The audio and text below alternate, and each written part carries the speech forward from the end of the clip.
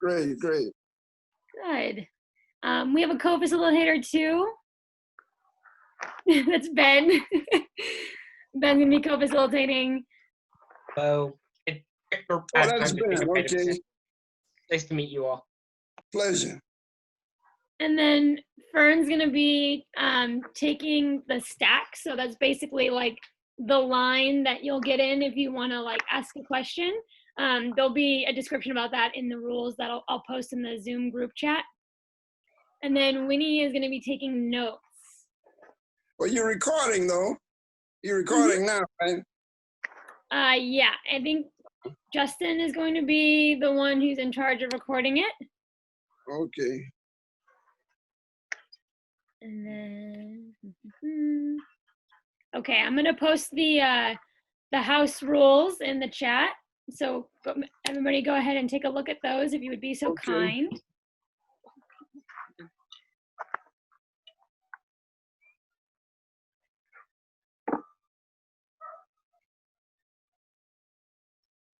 And if anybody needs them to be read, we can definitely read them out loud as well.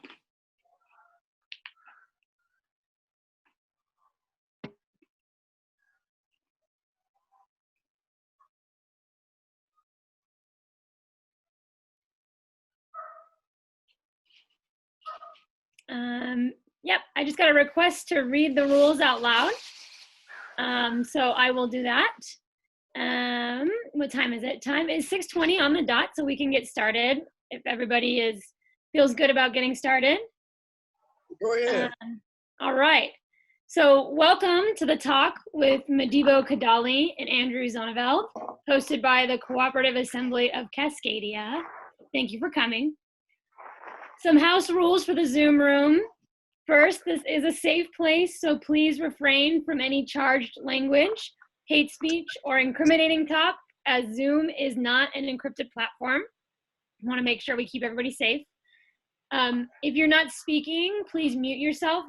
We do have a lot of people on the call, so it'll help everything move a little bit smoother if you mute yourself while you're just listening. You can edit your Zoom name to add your preferred pronouns if you would like. When the talk is open to a conversation, you can queue up in what is called the stack to have a turn to speak. And you do that by typing S in the Zoom chat, and either myself or the co-facilitator, or no, we have a stack taker. Fern, the stack taker, will make sure to get you in line. If you change your mind after you've got in the stack and you don't want to speak, you can just take yourself out of the stack by typing parentheses S. And if you have a direct response to something that somebody said, you can type DR in the chat, and then that will let us know that you have an on-topic direct response. Please be aware that this conversation is going to be recorded and shared with other friends of the movement. So if you do not wish to be recorded, you can disable your video and then also edit your display name to an alias if you would like.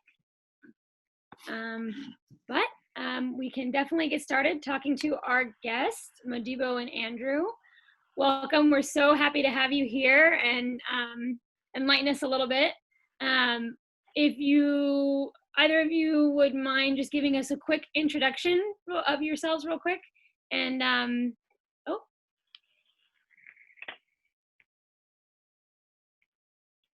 Andrew, yeah? Oh, I don't know if I can. Is it just me that can't hear Andrew? I can't hear Andrew either. I think you did, Andrew. Well, why are you, is he unmuted? There you go. Now he's unmuted. Oh, sorry. Okay. I don't know why I couldn't get it to do the thing I wanted to do. Sorry. Yeah, that's it. Sorry. I'm sorry. No, you're fine. You're fine. So we can start with whichever one of you two wants to start and give us a little bit quick intro, and then we can start in on the questions that we have sent to you for you to talk about. You want me to do the intro, Modibo, like usual? Go ahead. You go ahead. Okay, cool. Well, thanks everybody for being here, and thank you to our hosts for not only arranging this discussion, but also for um, organizing the reading group in the first place, and for giving a little attention and sharing Modibo's book with so many people, and we really appreciate it. Since this book has been out, the way that it's reached people has just been through word of mouth, and like we have, we're distributed through AK Press, and we have our own publishing company called On Our Own Authority that we publish through. But all of the success of any of these books really comes from organizations like y'all's picking it up and finding something useful in it and doing something with it. So we really appreciate that. Just in case there's anybody here who maybe hasn't read the book yet, the title that we're talking about today is Pan-African Social Ecology, Speeches, Conversations, and Essays. This is like the subtitle suggests, it's a collection of speeches, conversations, and essays of Modibo's that we've compiled together. Mostly stuff from the past 6 or 7 years, but also I think there's at least one essay that's a little bit older than that in here. And the book kind of came together through a lot of various conversations like this one, only mostly in-person stuff that speaking events of Modibo's and stuff that we had recorded and decided we could transcribe and make into something, a small book that we thought might be valuable. So I guess, having introduced the book, I'll now introduce its author. Modibo Kadalie has been an activist and organizer in the civil rights, Black Power, and Pan-Africanist movements now for 60 years, having gotten his start in the Atlanta lunch counter sit-ins of 1960. In the 70s, he was involved with a variety of radical organizations like the League of Revolutionary Black Workers and the African Liberation Support Committee. He was in the League in Detroit and the African Liberation Support Committee in Detroit and Atlanta. In 2017, he founded the Autonomous Research Institute for Direct Democracy and Social Ecology in Midway, Georgia. For those of you unfamiliar with the region down here, Midway is a coastal, it's in coastal Georgia, which is quite a different place from Atlanta, Georgia, which is where I am right now. And is unique and special in all sorts of interesting ways that maybe we can talk about. Anyway, like I said, his new book, Pan-African Social Ecology, right here, examines past and present movements through the lens of direct democracy and social ecology and suggests new optics for understanding social motion that reject the hierarchical and nationalist models of the old left and recenters the horizontal self-organization of everyday people in their communities. And we also had an excerpt from this book featured in Cindy Milstein's new book called Deciding for Ourselves, which is another fantastic book on direct democratic social movements that I really recommend y'all check out. Really cool project, and I know both Modibo and I are happy to have been involved in that. But yeah, Modibo, anything you want to add or pick up from there? I want to introduce you, man. And Andrew has been a very stalwart activist. He's really the founder, or one of the founders of the On Our Own Authority Press, and he's done a marvelous job. And he's one of the co-conveners of the Autonomous Research Institute for Direct Democracy and Social Ecology, which we have down here in Midway. So, and what he's done, and we've been talking about these various questions for a long time. So what he's done is helped me to focus, and hopefully I've helped him to focus, and we've learned from one another, just like we want to learn from you all today. I want to thank Justin for reading this book. I can't say damn on here. You can But say Justin, man. Justin was very, very stalwart, you know, and he plowed right on through it. He read the whole damn thing, didn't he? He did. But I want to thank Justin for doing that. And what I would like to suggest too, though, that we look at one question at a time, and we take questions after we say what we need to say. Then we take questions from the people who logged in on that particular question, if that's all right with the host. Yeah, that sounds like a pretty good format.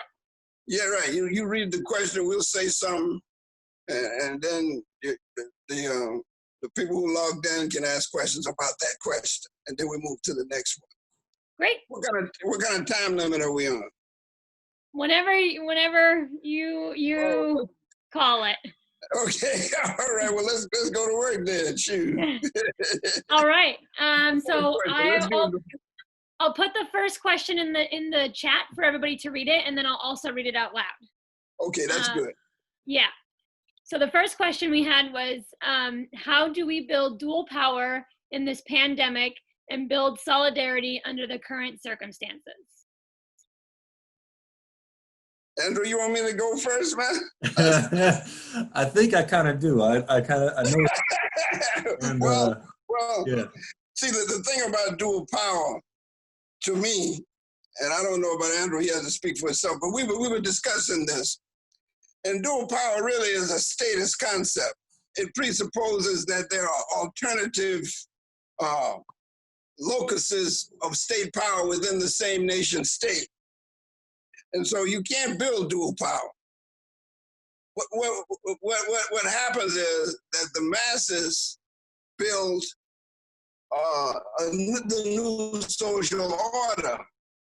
And it is not power as such. It's a decentralization of these hierarchical institutions of state power. For instance, the American nation state, or the British nation state, the Nigerian, any nation state in the world, these states are highly centralized, and they are mediated by all kinds of layers of hierarchy, and they exercise power through military, through universities, and through all these kinds of institutionalized mechanisms that allow them, or that enable them to exercise power over society. So our critique, or at least my critique of Russian society, and when this whole concept of dual power first was introduced, it was a Leninist concept, which was supposed to define a Russian society which had dual power from February to October. And then the Bolsheviks took state power in the October Revolution. So I think that we need to talk about mass involvement, and we need to look at what the masses themselves are doing in periods like the pandemic. There are all kinds of things going on now, you know, and we need to keep our eye on that. We got to get rid of some of these statist, hierarchical, and bureaucratic concepts. But these ideas, and maybe Andrew can amplify on that, but there's certain things that are emerging now with this pandemic, which has given us an opportunity to express our concepts of mutual aid and all other kinds of concepts which are directly democratic. Go ahead, Andrew. All right. Yeah, I mean, like you said, we've talked about that many times in the past, and I definitely agree with what you're saying about the critique of dual power.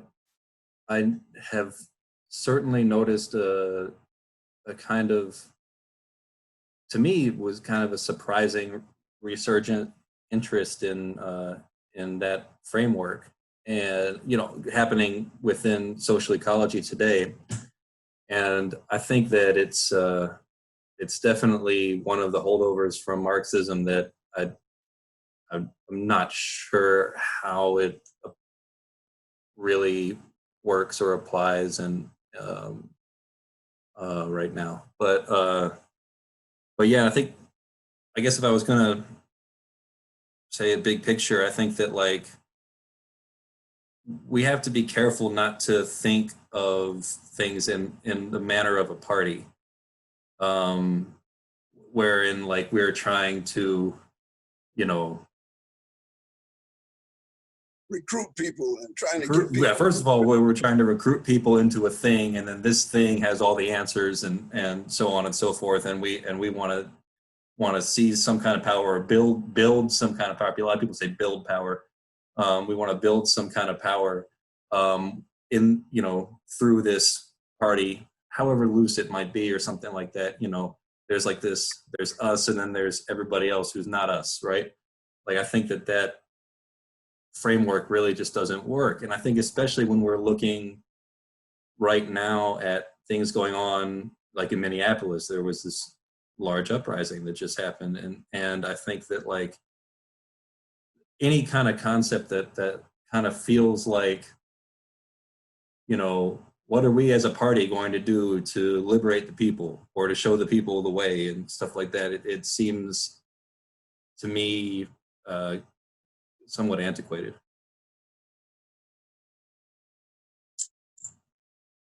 We can leave it like that right there, and then let people ask us questions about that. Oh yeah, we should keep it going. Yeah, well, let's see what they're saying. See what kind of feedback we get here. If anybody would like to respond, you can type S in the Zoom chat, and our stack taker will get you in line to ask your question.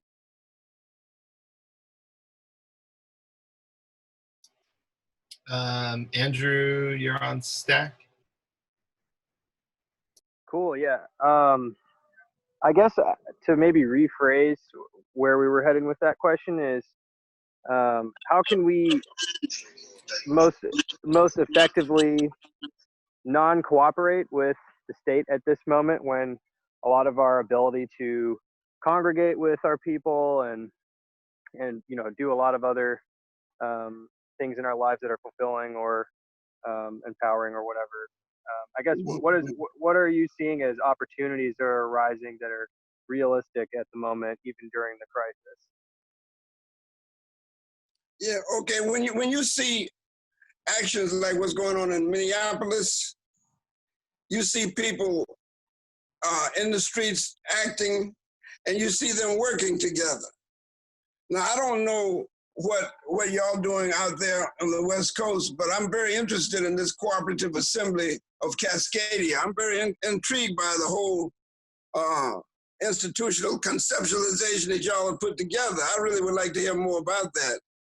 But as long as you can facilitate what the masses themselves are doing, and you have to develop an eye for it. You have to be very keenly observant and keenly.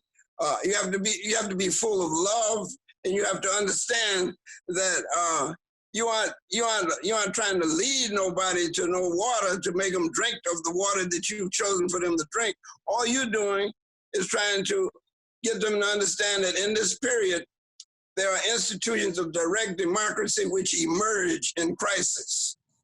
When there's an ecological crisis, people work together. You know what I mean? If there's a flood, if there's a hurricane, people make great sacrifices and cooperate with one another. So right now, what we have to do is show them instances where this takes place in the real world. You see? And then when it takes place in the real world, join with them and try to keep the bureaucrats away from them, because the bureaucrats come in there with their briefcases and their suits and their Bibles, and they start directing stuff into electoral politics and start defining things in terms of bourgeois, electoral politics, some kind of policy decision that they're in favor of that the state should implement. And so what we have to do is develop, from my perspective, we have to develop a keen love and a keen perception of what the masses themselves are already doing, and facilitate and help it move forward. You know, I mean, I've seen so much of it that I'm right now in the period of just trying to write it down, trying to understand it. Like, to give you an example of what I'm talking about, I often use this example. The Montgomery bus boycott. That took place in 1954-55 in Montgomery, Alabama. These people organized a boycott of the bus transportation in Montgomery, Alabama, and sustained that thing for a whole year. But then over the period of time, the media and the state and other people start coming in and start telling the people what they were doing. In other words, they start listening to people like Martin Luther King. And so when the history is written, Martin Luther King started and organized the bus boycott. And obviously that's not what happened, but that's what the history books say. So what we have to do is look at these things and see them for what they are, like the insurrection in Detroit in 1967. You know, if you're not an observer, like I was in Canada then, and I always tell Andrew this story. When I came back across the border to visit, to see what had happened, and I was visiting a cousin of mine, the whole area, the whole neighborhood was up in flames and everything, but it was simmering down. And so I asked my cousin what had happened. And he said that people went crazy around here. What did they do? I said, what did they do? They looted the grocery store in the corner. Now, I asked him a certain number of questions. I said, who did that? He said, the same little boys that live on the block. And I said, okay, what did they do with the food that they took from the store? He said they distributed to the people on the block, and they distributed to the old ladies down on the corner first. I said, well, how long did it take them to take the food out of the supermarket? He said it took them 2 hours. They were working real fast, and they got it all out of there. And so to me, that's self-organization. You see what I mean? That's the kind of thing we need to look at and see what questions that raise. And it's not easy being an activist. It's really not easy. But if you want to lead the masses and get people to do what you think they should do, you're going to have a big problem over the years, because it don't work like that. It really don't work like it. My experience tells me it doesn't work like that. And I can see examples of it all over the place. And so what we have to do is become skilled at articulating that and working with that, and to keep the what I call state creep, keep the state agents, like the social workers and the leaders and the people who are trying to help so much. You have to keep them at bay, because they have an idea what the masses should do and what they should be. And that's what that dual power thing is all about, to me. That's Andrew. That's the other Andrew, right? His name's Andrew? Yeah. Okay. Andrew Z, and then another Andrew. Yeah, okay. Serious question, though. That's a serious question. I mean, the question he's raising, which they say, well, what must we do now? So that's the basic question. What must we do? Well, we must be keen observers and begin to look at what the masses themselves are doing, because they're the ones who are creating the new way of looking at the world. And not only are they doing it now, but they've done it the whole time. That's why the history has to be rewritten. The history of society is the history of the state, history of civilization, the history of culture, but it's the history of hierarchical organizations, from Egypt to Rome to England to America, the bastard state of America. All of that. That's all that is. Andrew Z, did you have something you wanted to add? Yeah. I wanted to just again emphasize a lot of what Modibo said really makes me think of the idea of creativity. The masses of people, and when I say masses of people, it's a term that I don't know what else to use. But the people in the world find creative ways to do what they got to do to struggle during periods like this. If you look at what's going on in Minneapolis, you see everybody out there, they're wearing masks, they're staying safe. You know what I mean? And they've got, if you look at what happened here in Georgia with the in the response to the Ahmaud Arbery murder. There have been all manner of creative disruptions. Modibo knows them better than I. But I mean, just here in Atlanta, I actually learned this from Modibo. He told me about it. He was been following the news better than me. But the state capitol, they had funeral home. Oh yeah, yeah. Yeah, during the when the state government here was trying to reopen and stuff like that, and I guess they did. But the funeral directors got their hearses and they made a circle around the state capitol and they parked their hearses outside the state capitol. It's kind of symbolic protest there. And then we had another like May Day car, parade situation. Everybody was in their car. Instead of a big march, everybody was in their car. They did a similar mass drive down to Brunswick, I've heard, but I heard. Yeah. And of course in Brunswick, Modibo can tell us better than I, but immediately following the murder of Ahmaud Arbery, there was a militant youth protest that went through the white neighborhood there where he was murdered. And so I don't think that I think that during the pandemic it creates new problems, but people creatively find solutions in motion. And not only that, they begin to understand the nature of the pandemic.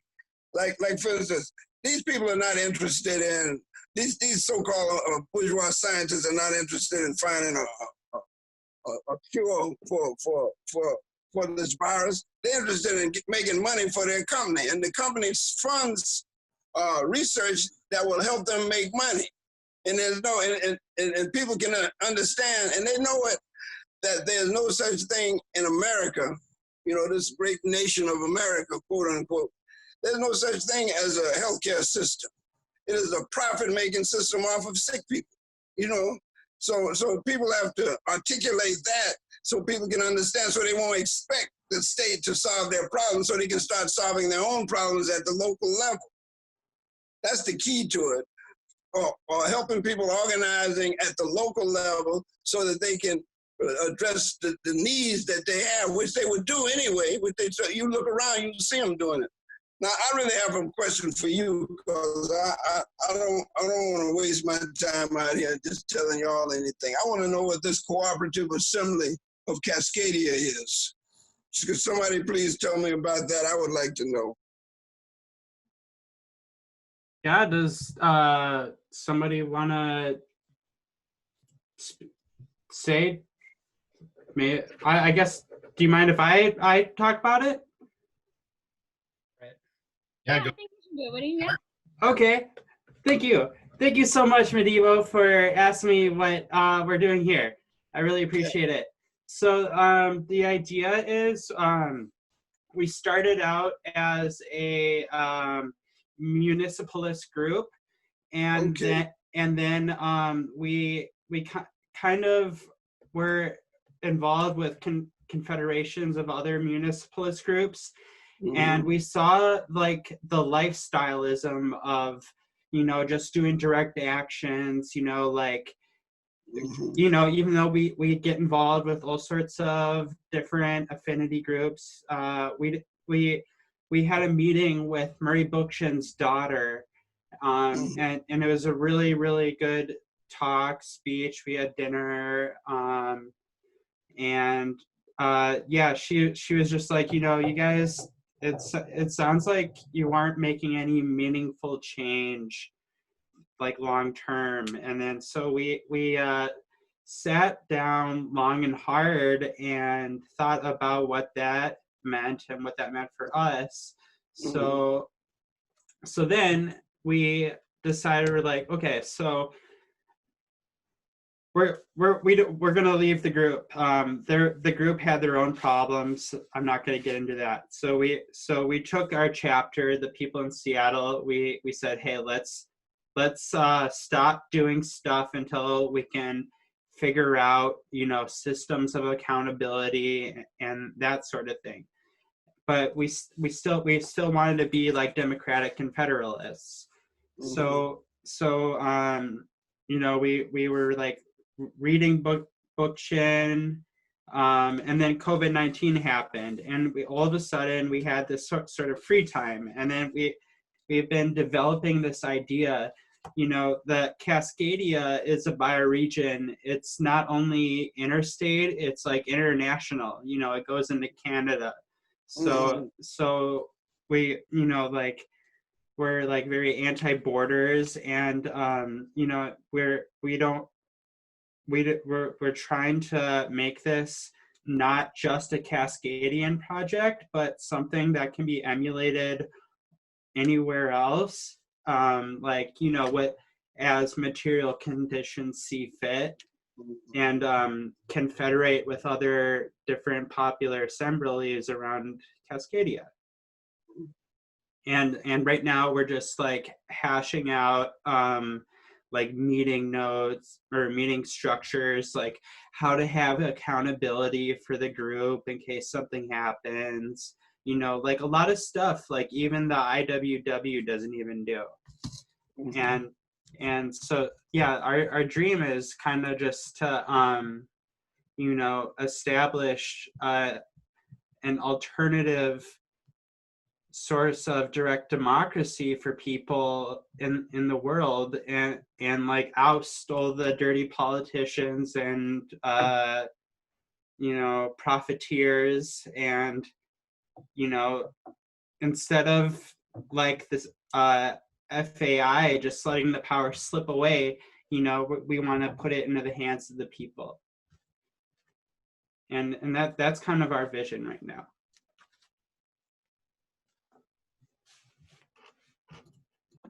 Justin, you wanted to jump in? Yeah, and I just want to acknowledge, I'm jumping ahead a little bit of Toast, and there's also like Nico is on Stack that are not part of the assembly, so I want to give you guys a chance to talk, but I just wanted to jump in here real quick.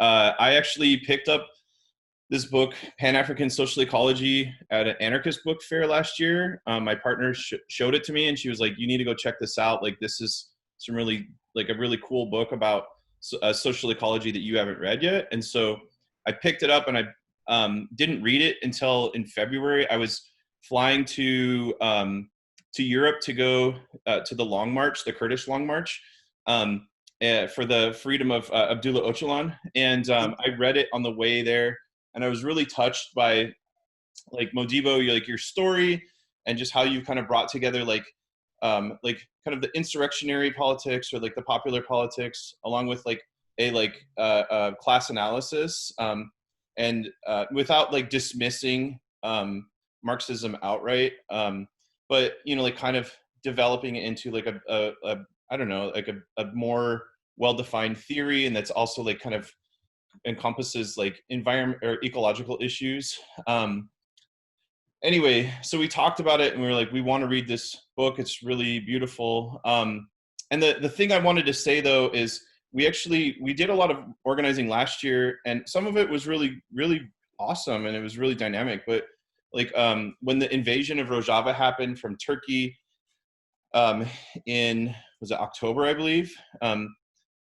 Elsa and I organized with a couple other comrades a rally, and almost like 400 people showed up to this thing, and it was really amazing. A lot of energy. We kind of stepped back and let the Kurdish folks who were feeling really passionate about it just kind of like do their thing and just support them how best we could. And then afterwards, like maybe 20 or 30 people stayed behind, and we talked about like wanting to, like organize around Rojava and around, like the ideas of democratic and federalism. But, like the vast majority of us would probably consider ourselves anarchists. And so we did what, like what we do in any anarchist org or group or affinity group, is to like not really establish any sort of roles or rules, or like talk about like what our principles are or whatever. And so like it was really hard to make decisions. we didn't have a firm grasp of what like consensus was, or like just a lot of the politics, how they actually were to be put into place in our lives. And so we started reading like other books too. Like we read a book on consensus, we read Bookchin's The Next Revolution. We read like a bunch of different books, and one of the ones, a essay we recently read was The Tyranny of Structurelessness.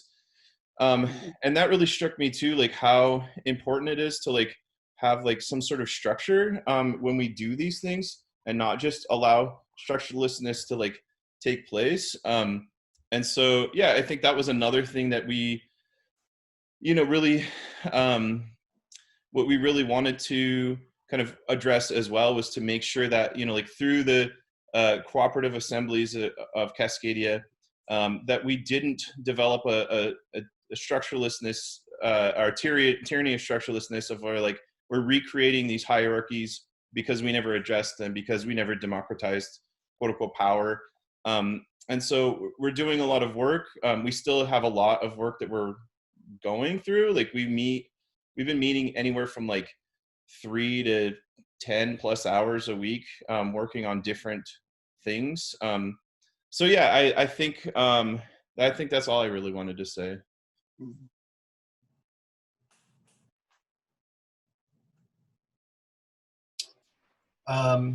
It looks like we have, if Modibo or Andrew don't have a direct response to that, we have Toast on stack next. I have a quick response.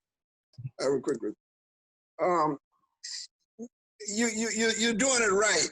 You're allowing people to come to an understanding of what should be done within a collective, but maintaining their own individual autonomy. Like it's not like a Marxist party where everybody has to agree upon the line and everybody starts marching off in lockstep. It's not like that. A consensus is something that is arrived at through discussion, but nobody is victimized by it, And so I'm very impressed with the concept, but the concept is an evolving concept. I mean, direct democracy over time will show itself to be something that's worthy. And I really can't tell you what to do, but it's tricky. But when you say you over-structuralize, that's key. You don't want to do that. You don't want to do that. But when an ecological crisis occurs, which is really a manifestation of a social crisis, like this pandemic is actually an ecological crisis. And there are needs that people have, like they need to be, and it's going to get deeper. People are going to need to be fed, people are going to need to be tested, people are going to need to understand what it is that they're doing, and people are going to need to be careful, And as time goes on, as you see, these institutional relations will reconfigure themselves. And so you have to look very closely at what's happening there. Now, apparently I was very impressed with the concept of Cascadia. This is an ecological system where it's on a human scale. Is that what y'all have decided that this Cascadia is a place where human society can feed itself and can look after itself within an array of ecological systems that are particular to this Cascadia? I mean, you figure you don't need to import lettuce from California. I don't know, but I mean, can this area exist autonomously and sustain itself? This Cascadia. That's the question. I think it looked like, yeah, somebody had a couple answers or something. Okay. Something was popping up there at the bottom. Yeah, I see that. Somebody, yeah. It looks like Nate has an answer to that. Also, I saw Toast had something to say. I don't know if Toast wants to go first, because Justin said Toast might have something, but I can jump into that for like sustainable. So like Cascadia goes from, let me turn it down. Cascadia usually runs from Northern California up through like Vancouver, or British Columbia, sorry, in Canada, and basically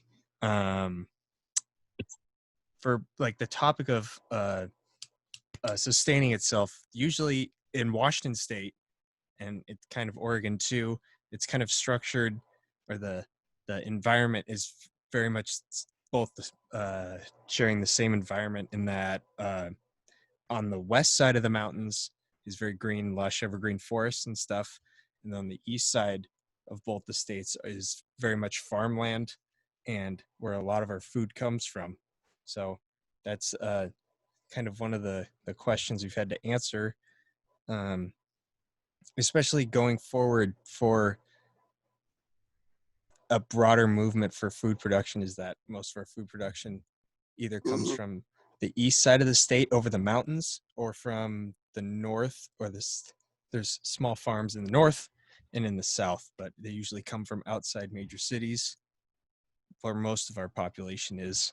But yeah, I think Toast, did you want to say something? I know you're pretty knowledgeable on this stuff.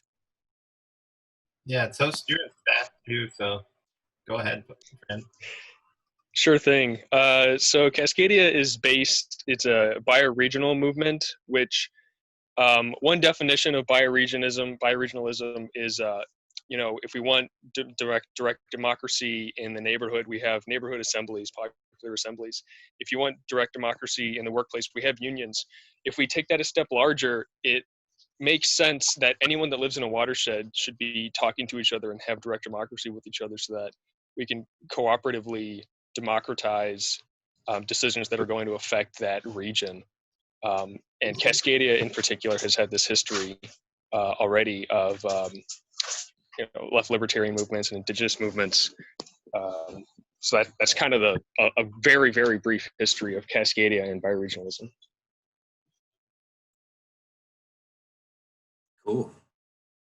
Modibo or Andrew, do you have anything you would like to reply to that?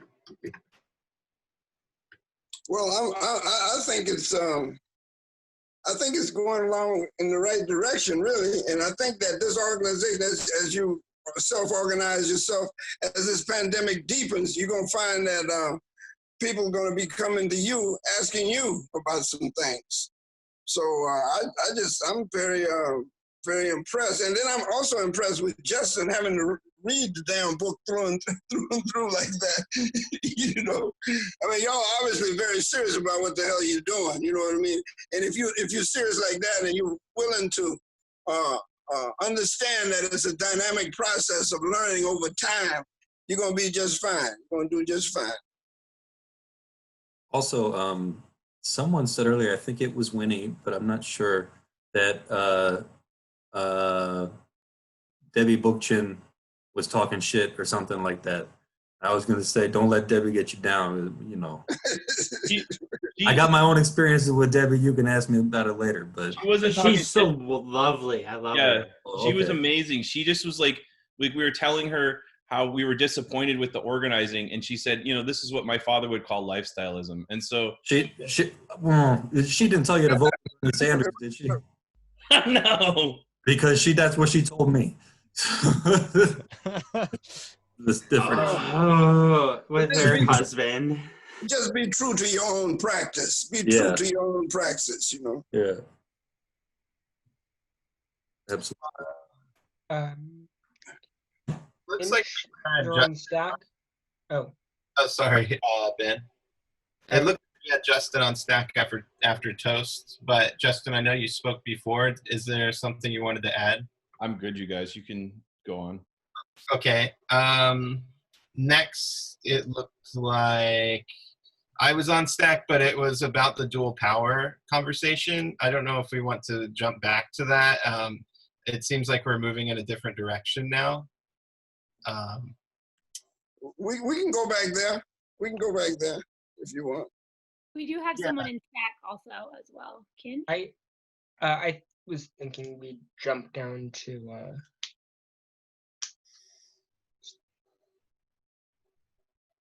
what I was wanting to add to the dual power conversation was I I think now the dual power conversation is kind of shifted from when it was where it came from in Lenin's aspect, in that I think what it is referring to now is more of building an alternative and building alternative infrastructure, more specifically, so that when the state does collapse, there will be an alternative there, I guess, or institutions there for revolutionaries to build upon in a directly democratic form.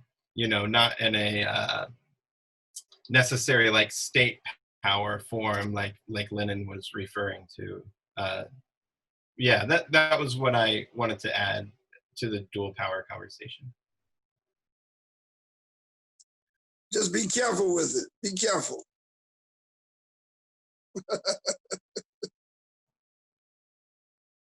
Next on stack, it looked like we had Nico, but I think Nico left. They did have a question though, and if we want to address that question, they wrote it in stack, and maybe they can go back to it later in the recording. Does that sound okay? It's a good idea. Yeah, so what it reads is, I operate an urban farm at a local community center in Indianapolis. The organization is very traditional in its hierarchical structure and in its fundraising. I am torn between my non-hierarchical beliefs and the regressive system that employs me. What strategies do you have for anarchists slash collectivists who are trying to operate within reactionary hierarchical society?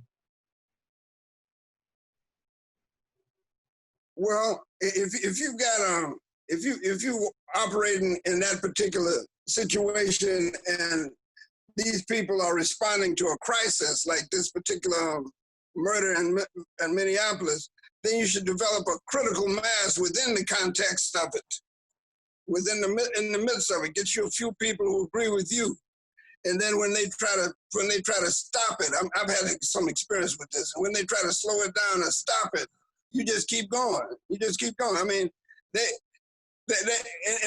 in a mass mobilization like this, there are going to be some people who are going to be saying, well, we have to be very nice. We have to always present ourselves as if we are civilized. And they're going to be the ones with the suits on. They're going to be the ones with the briefcase. And some of them even have Bibles. And they're going to be the ones who are telling you to be nice. You have to tell them, you have to be with the people who say, fuck all them motherfuckers. We're going to go ahead and do this. And if you don't destroy any property, if you really don't destroy any property, the people aren't going to pay you any attention anyway. You know, you got to, I mean, if you're in it and you got that critical mass with you, then you got to go. You got to go do it, you know? So, and y'all have to have a consensus, and y'all have to be solid. And once people see that, then they'll start joining you. Let me explain something. I'm a great believer in spontaneity. To me, spontaneity is not really spontaneity. It is simply a point at which the masses break with all legitimate authority. No legitimate authority has sway when a spontaneous upheaval takes place. All the stuff that's been simmering during the whole time, that's been percolating under the society and going, you know, dancing along the line, the fault line of acceptability, the state gives away to all of that. That's why they'll send in first.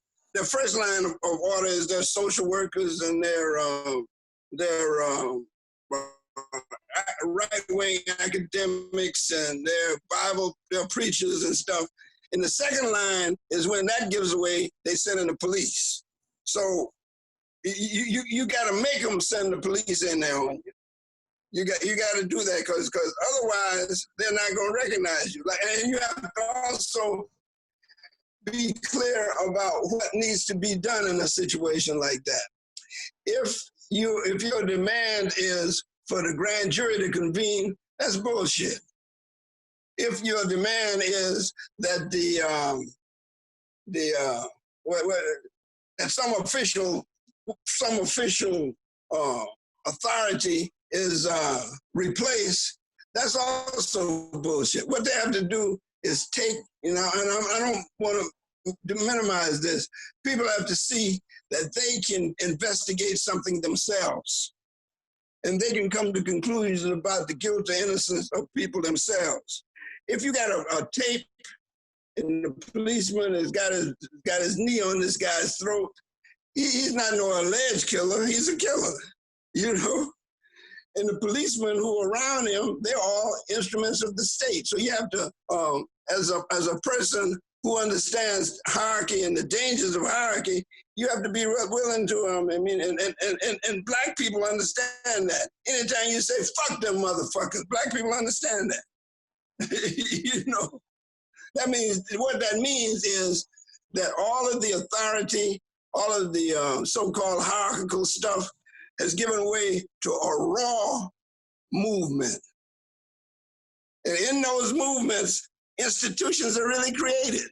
Really, they are. But you have to look down deep and find them.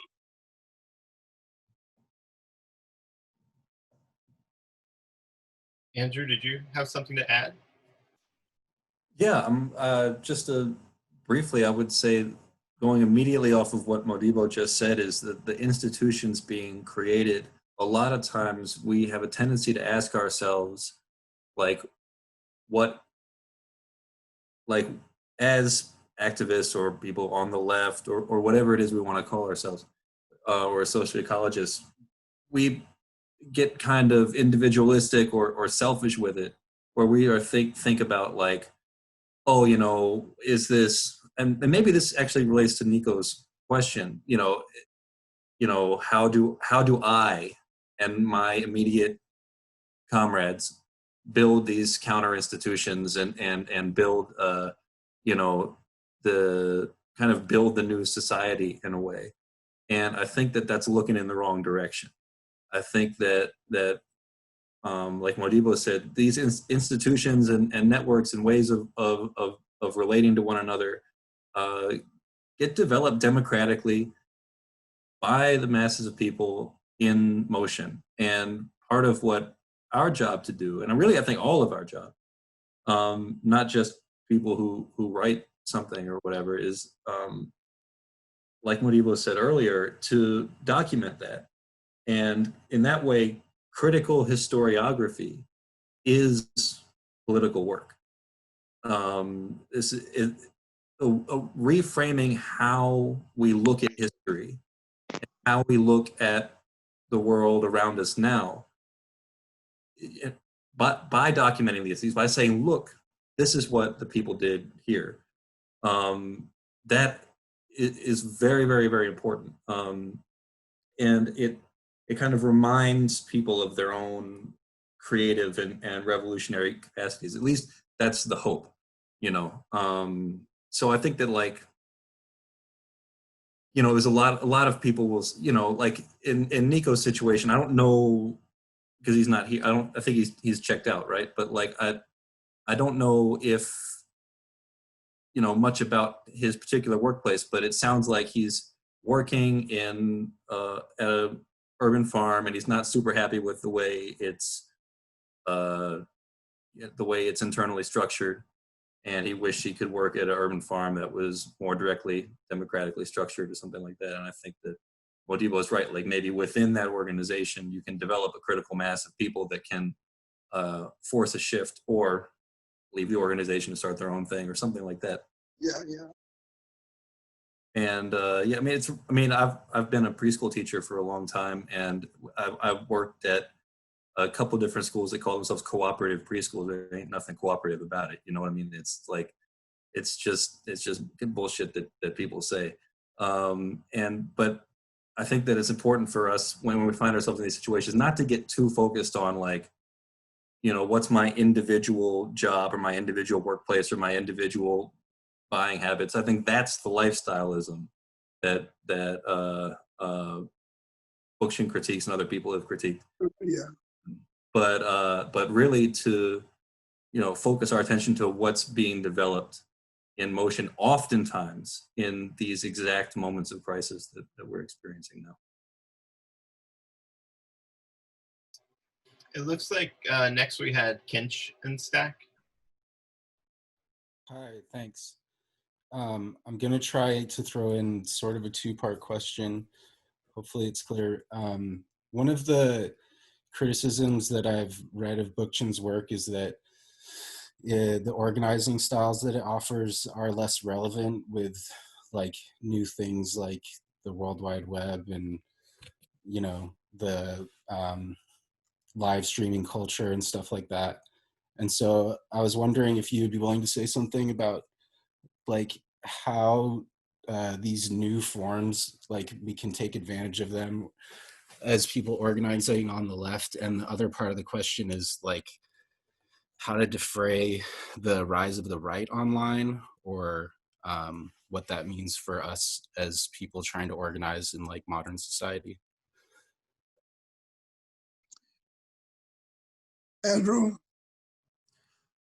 I'm not the most tech savvy person, and so I know people who have been fighting the various right wing fascist entities online for a long time, and I wish they were here and could provide better answers on that one. I know that work is being done with doxing these people and so on, and I think that people who are figuring that work out are doing a great job at it, as far as I can tell.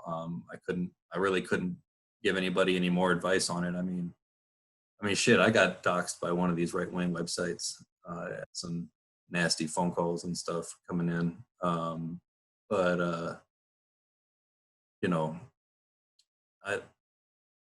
There's a lot of people in a lot of these anti-fascist circles that seem to be doing a really good job of that. And in terms of the way we're using the technology, the only thing, well, I don't know. I feel like the Zoom thing, like what we're doing right now, is a creative response to this situation that we find ourselves in. And I think that like it's just these little things, like, oh, how are we going to have our book club? How are we going to have our organization meetings? With this pandemic, well, fuck it, we'll do it online. Like people, they just figure it out. And like maybe some of us had never used Zoom before. Maybe some of us, had never video chatted, period, or like, and people, but we get together and we learn and we teach each other and we figure it out. And I think that's just another example of this kind of creativity in motion. But beyond that, I couldn't really speak to that question too much. Really, the point about Bookchin, though, I think there are other criticisms of Bookchin that we brought up in Modibo's book that also need to be discussed in any social ecology circle. And we kind of brought it up with relating to comparing C.L.R. James and Murray Bookchin, and both these two writers who both wrote about direct democracy, but never cited one another. I always thought it was interesting that Bookchin never cited or mentioned C.L.R. James's pamphlet on Athens, given that Bookchin wrote a lot about Athens. Well after, in the decades following C.L.R.'s publishing of that pamphlet. And I think that there's some serious oversight there. And more broadly, kind of Bookchin's Eurocentrism and basically is kind of blind. He's got very tunnel vision.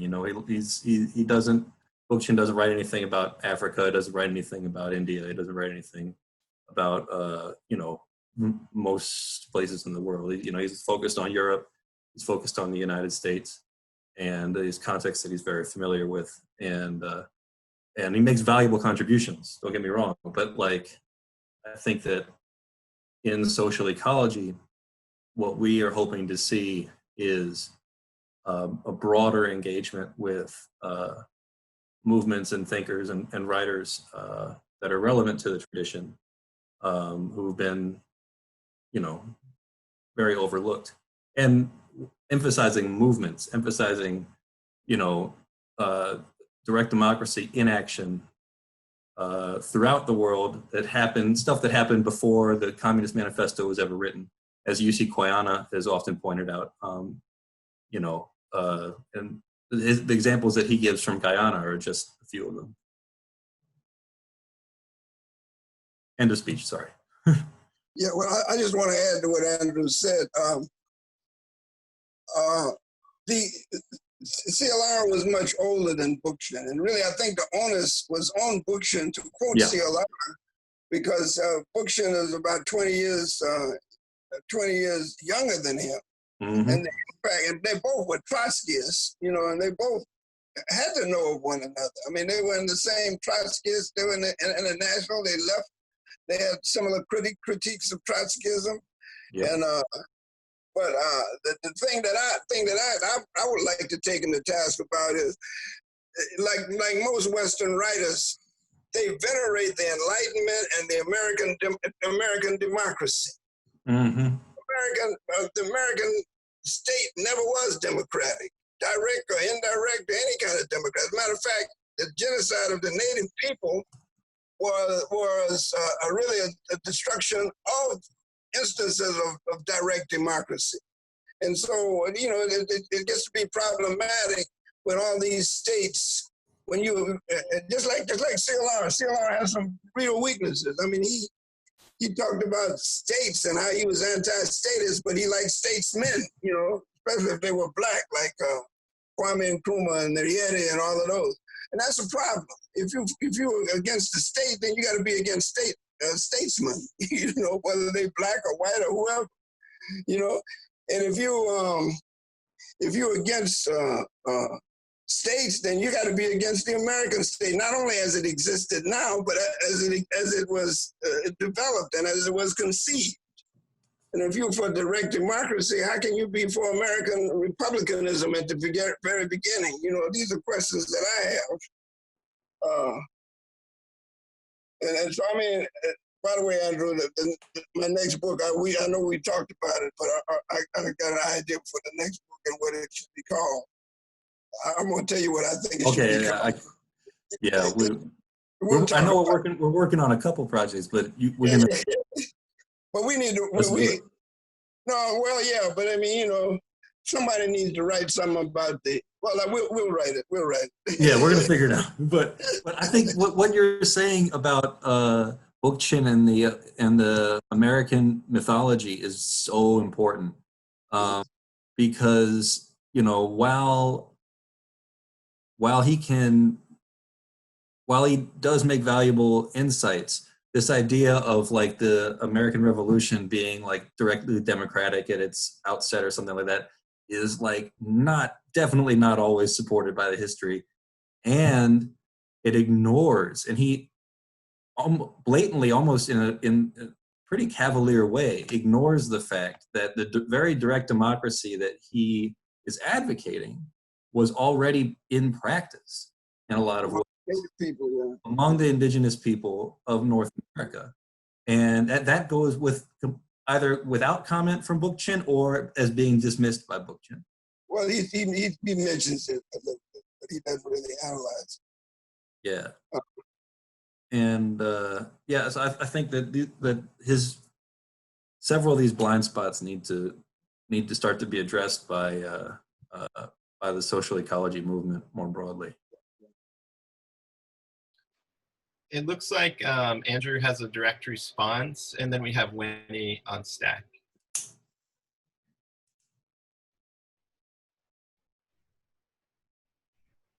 Andrew, go ahead, man.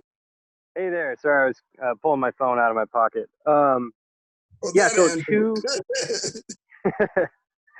the surprise mystery Andrew. But yeah, Andrew, I had Andrew what? Andrew which? I'll be Andrew G. That's my last initial. Andrew what? G. G. Yeah, okay, my last name Andrew G. Okay. So yeah, my two real quick direct responses were about the really good bit that Andrew Z brought up a second ago about critical historical analysis or political work that needs to be done retroactively. And I've just been listening to a podcast called Literary Hangover, and they had a really good episode on Bacon's Rebellion and how it was mischaracterized by the founding fathers as this, proto-democratic rebellion, when in fact it was a completely genocidal project. And it was also an economic response to the lies that were being told to, poor Europeans that were coming over, hoping, to work through indentured servitude. And then there were all sorts of problems with land management and profit in that regard. So I would just thought I would bring that up. And then my original direct response was about, technology and arenas where we can stop the creep of the right online, which seems to be happening effectively, whether it's really closed down or whether there are more palatable formats that are leading you further right. I actually wanted to point to or toss the mic to Justin about this, because it is, Justin has said recently, and I think I agree and I disagree, but Justin has said, you could spend the same amount of effort trying to de-radicalize one really far right person who has some terrible politics, or you could spend that same time and activate 100 normies who realize, oh, actually Cascadia sounds dope when you don't call it socialism or whatever. So that was my original direct response. But I really do think the Literary Hangover episode is great, and I'll send it to people online. It looks like we have Winnie with a direct response as well. You're muted, Winnie. Can you hear me now? Yeah, you're good. So I was on Stack before, and I was saying I should have just direct response because it was a long time ago about direct democracy and like seeing that in action when social movements pop up, and it has to do with your book, Modibo. And it says like, you gotta look for localized and directly democratic conceptions of socialism and more intimate forms of democracy, where people could look at themselves and each other face to face and solve their problems collectively. That's directly democracy to me. But it's meaningless without social ecology. How do we get these people on board with social ecology? Well, this Cascadia you're talking about, it seems like there's a lot of ecosystems that are united with the native people there, and I wanted to explore the native population there, because they have so much to teach us all about direct democracy and decision making. See, part of direct democracy is not just direct democracy for its own sake. It's when you sit down and talk to people, just like we sitting down talking now, it's very, very rewarding, and it feels good because you are being listened to and other people are talking to you. I mean, that's the most human thing you can do, is sit down with people and talk to them, and they listen to you. Now, if you got 439 people in Washington, D.C. making decisions for 350 million people, there's no talking going on there. I don't know what that is. But the point is, intimate, direct democracy has to take place in order for human beings to come back to an understanding of who they are vis-a-vis the rest of the natural world. Really, you can't escape that. And Bushkin was right about that. I mean, social economy. I mean, he talked about the two types of ecology: ecology 1 and ecology 2, and he has a separation between ecology 1, which is the natural world, and then of course society, which is ecology 2, which is a part of the natural world.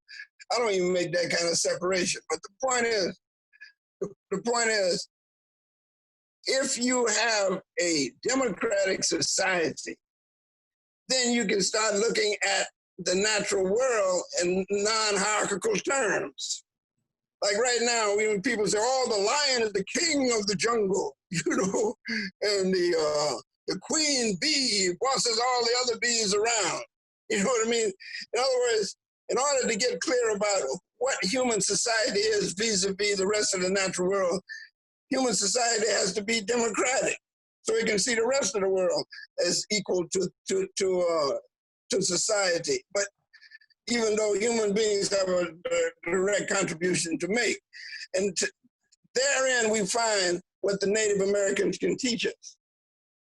They can teach it because they understand, as far as I can see, that the natural world is not hostile to them. They don't try to dominate it.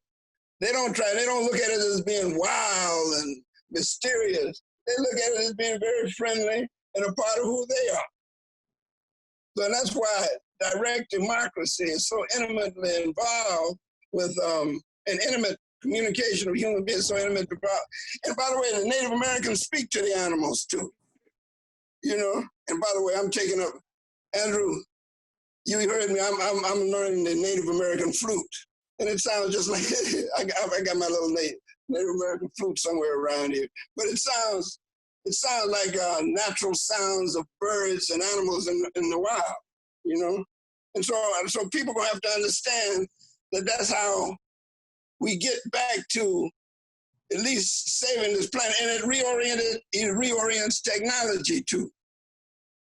And Andrew made a beautiful point that we are face to face. I'm face to face with you, like here, right here. And when somebody else comes on the screen, you face to face with me. Who's laughing? But that's very interesting. But the point is, direct democracy and social ecology go hand in hand. And then when you have a natural disaster, they call it a natural disaster, or ecological crisis, that's a social crisis. And when you have this pandemic here, this is a natural, the virus is naturally occurring in the human body is a naturally occurring thing trying to react to it. And, it's going to play itself out, and we have to be observers of that. I think we have Ben with the direct response, and then Andrew with the direct response, and Winnie with the direct response after that. Ben? Yeah, I wanted to comment on the criticism of fiction in the glorification of the American Revolution and the Enlightenment. And I have this question, and I've been thinking about it for a really long time, and it's, where is rhetoric useful when the rhetoric... You're breaking up, Ben. Oh, can you guys hear me now? Yeah, I hear you. Fantastic. I think that there are cases when rhetoric is useful when it's not exactly true. And I've sometimes found it useful when discussing with people who are not of my ideological persuasion to act like my ideology is, in some senses, a fulfilling of the promises of the Enlightenment for the American Revolution. And towards people who are within the American Overton window, I find it pretty useful to talk about how all men are created equal and lines like that, and really taking advantage of what America pretends to be. And so I'm curious about where we should draw that line, and in what cases, when we should be honest about history and when we should kind of LARP as these champions of the Enlightenment. Andrew? Oh, yeah, okay. I won't speak for Modibo on this, obviously, but I'll have my go, and then Modibo, you can tell me what you think about whatever I got to say. But for me, I really, really think that we need to get away from the paying any kind of even lip service to the idea of American democracy at all. This is something that we have to deconstruct that entire notion. And the Enlightenment as well. And the Enlightenment, yeah, and I mean, shit, the whole The whole past 500 years of history, the way that we're taught it in schools is really, really, really bad, and it excuses like not even a small amount of genocide. Like, I mean, like what it's. I mean, I can't even overstate the case. I mean, like when you think about the American Revolution, it's important for people to understand what were they rebelling against, and they were what was the revolution for? It was just taxation without representation. It's just simply not true. They wanted to maintain the system of slavery, and they saw the abolitionist movement gaining ground in Britain, and the the plantation class and a whole lot of other people really wanted to maintain slavery in the colonies. And beyond that, the rest of the people, they wanted to continue expanding west into indigenous territory. And the crown had said, no, you can't do that. That's what Bacon's Rebellion was all about. And so that's why it's really important, I think, for us to get away from these myths. I know that we all here in this conversation don't hold any illusions about what these situations were, but I think that even as rhetorical devices, we really got to stop doing it, because it just reinforces a lot of really bad shit, and I think it actually ends up excluding more people than it includes. If we're saying we're going to say this or that about America living up to the true meaning of its creed, which is, I know a line that Modibo has particular disdain for. I think that we have to realize that, a lot more people already see through that bullshit than we realize. And we shouldn't be dumbing anything down just for the sake of, attracting the wrong people to whatever it is we're trying to attract them towards. Yeah, that's all I got. Well, I think you shouldn't soft pedal it at all, but you shouldn't cuss people out about it. True. Like I remember when I was in Oklahoma riding my motorcycle. It was on Thanksgiving Day back in 1965, and I stopped at the filling station to get some gasoline from these Native Americans who were in the thing, right? It was their filling station. So I filled my motorcycle up, and so after I filled my motorcycle up, or they filled my motorcycle up because they wasn't self-service then. I said, "Happy Thanksgiving Day." Woo! So these guys looked at one another, right, and say, "Come here a minute. Sit down." Sit down. And so they began to explain it to me.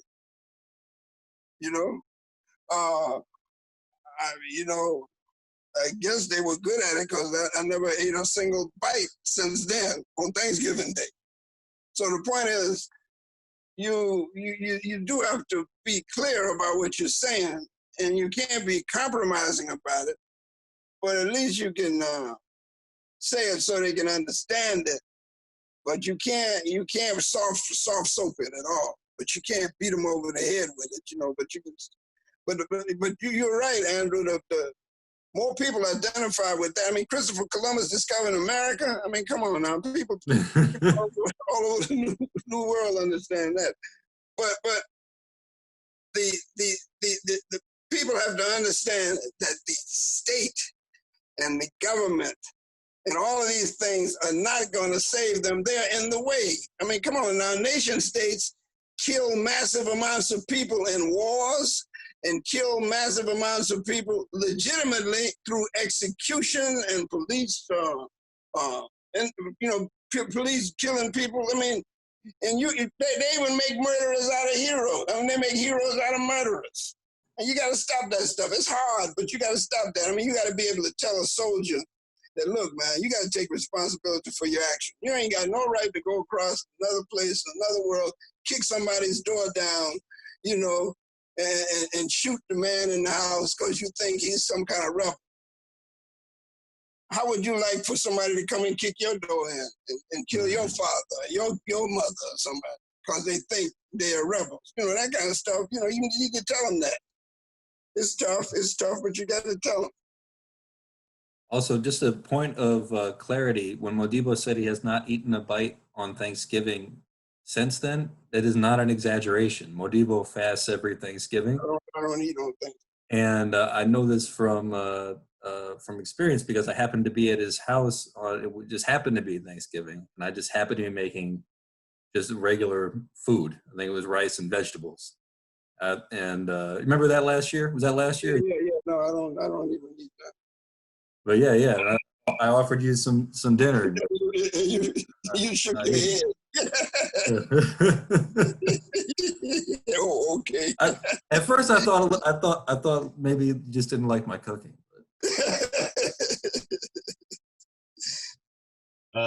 Andrew G, I think you have a direct response next, and then Winnie.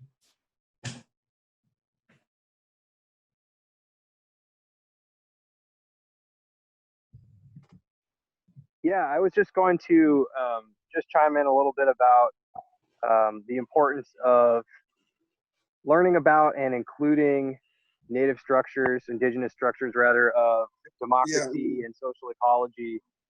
We, are particularly, I don't necessarily want to say lucky, but the creep of Manifest Destiny happened to reach the West Coast later. And as a result, we happen to have more extant tribal systems of government. And they're not perfect. They're not always resembling what we are thinking of as direct democracy, but they do end up with better outcomes across the board, even in sort of the bad cases. And so I'll share two things. One is I'm currently working for a tribal services organization, and it is immediately the best job I've ever had because we're immediately brought in, all of the employees, regardless of station or how long we've been there. I've only been there a few months. We're immediately brought in on what do we feel our response should be to the virus, and how safe can we make things here, and what do we think is actually going on, because we're clearly not getting the full picture in the States in general. And so that's been really, really wonderful so far to be working. And it's not a workers' cooperative. It's not this beautiful utopian thing, but it is head and shoulders above every other job I've had. And the other thing I'll share is I was really lucky to participate in the tribal canoe journey last summer. It's canceled this summer, unfortunately, but it's a tradition that's been going on for thousands and thousands of years. So I got to visit several different reservations from the Mid-Sound, where we are in Seattle, up to Swinomish and Samish. And every spot along the way, there are, maybe not all of them are considered endangered, but species you don't see so often, just because of the fact that the tribal system of government includes that social ecology. And so you can see it in the benefit to the native species that are benefiting from it, and that you can also see it in some cases in the benefits to the people, although the benefits of the social ecological systems are dampened by the continual colonial destruction. So it's hard to really disaggregate that and show that to people, because a lot of people just don't care about, this one really sick bird is like back from 10 individuals to 100. That doesn't say anything to most people. They don't understand how that ties into their life. But I just wanted to share those things and chime in about the importance of including that in our view of what is this Cascadia project going to look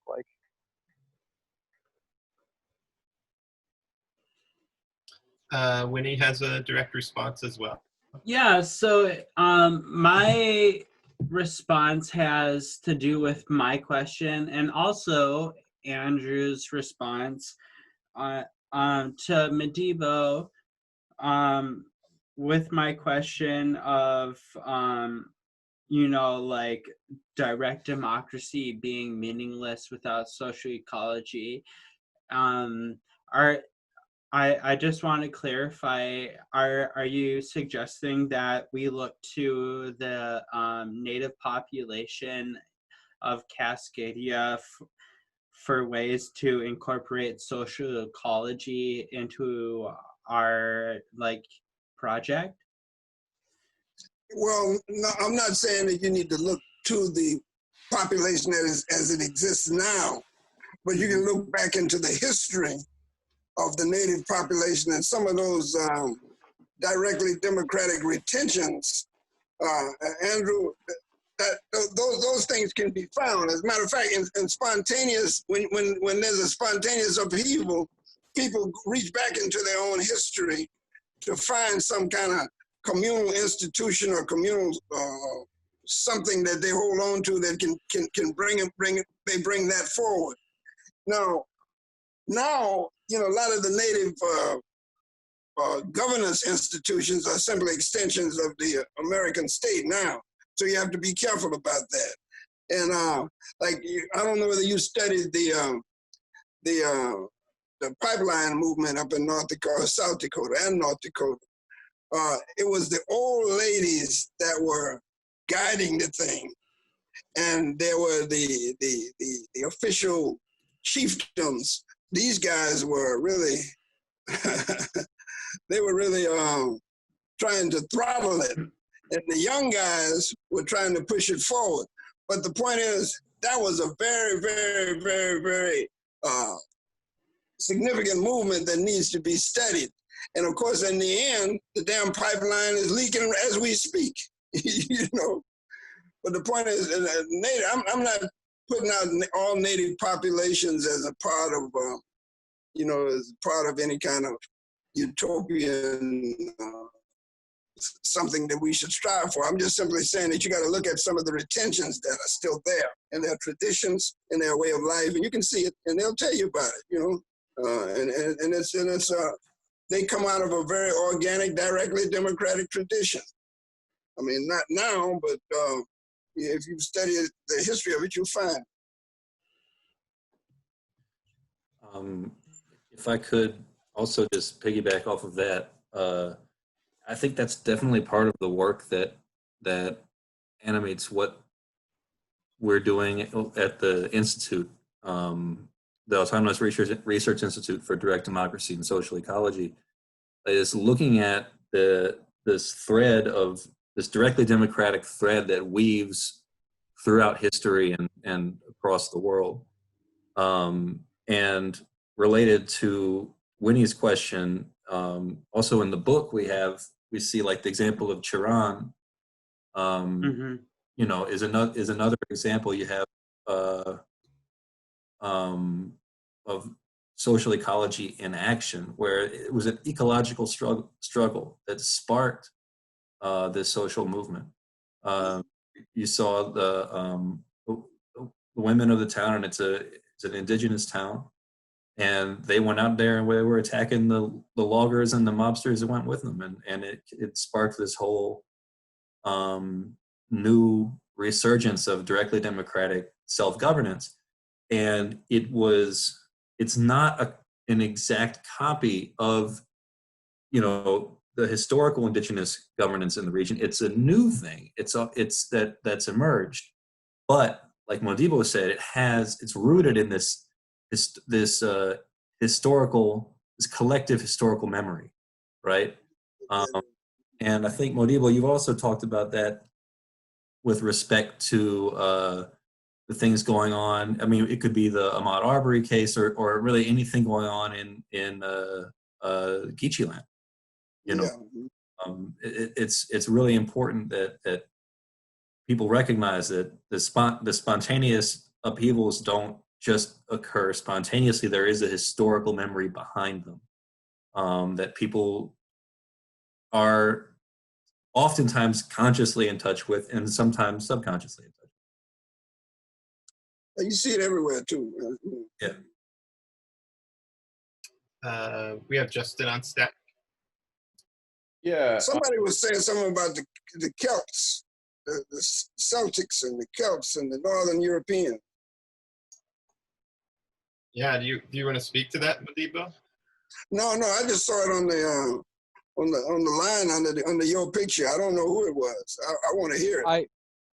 I could comment on this a little bit, if y'all are interested in hearing this. Yeah, I'm very. So one of my kind of core beliefs is that unfortunately, through the process of the detribalization of the Celtic people, white folk have kind of lost their connection to their indigenous, ancestry, and a fundamental part of moving in a positive direction is getting back in touch with that. And the system, that the Celts were largely governed by. We're talking about a massive grouping of people. It's just a linguistic, cultural group. So the only thing they had in common was a culture and a language. They weren't really a people, but they were largely governed by a system which could rightly be called stateless, not anarchist, because there wasn't an economic component of communism there, but there was a stateless system there. And kind of to the point that has been talked about before is like not replicating these things exactly, but getting in touch with that collective memory. This is a collective memory of an indigenous people that European people could get on board with. We can access this readily, and we don't have to go around and bother other groups of people, like indigenous Native Americans. We have something, we have this shared tradition, and this is something that we could always pull on.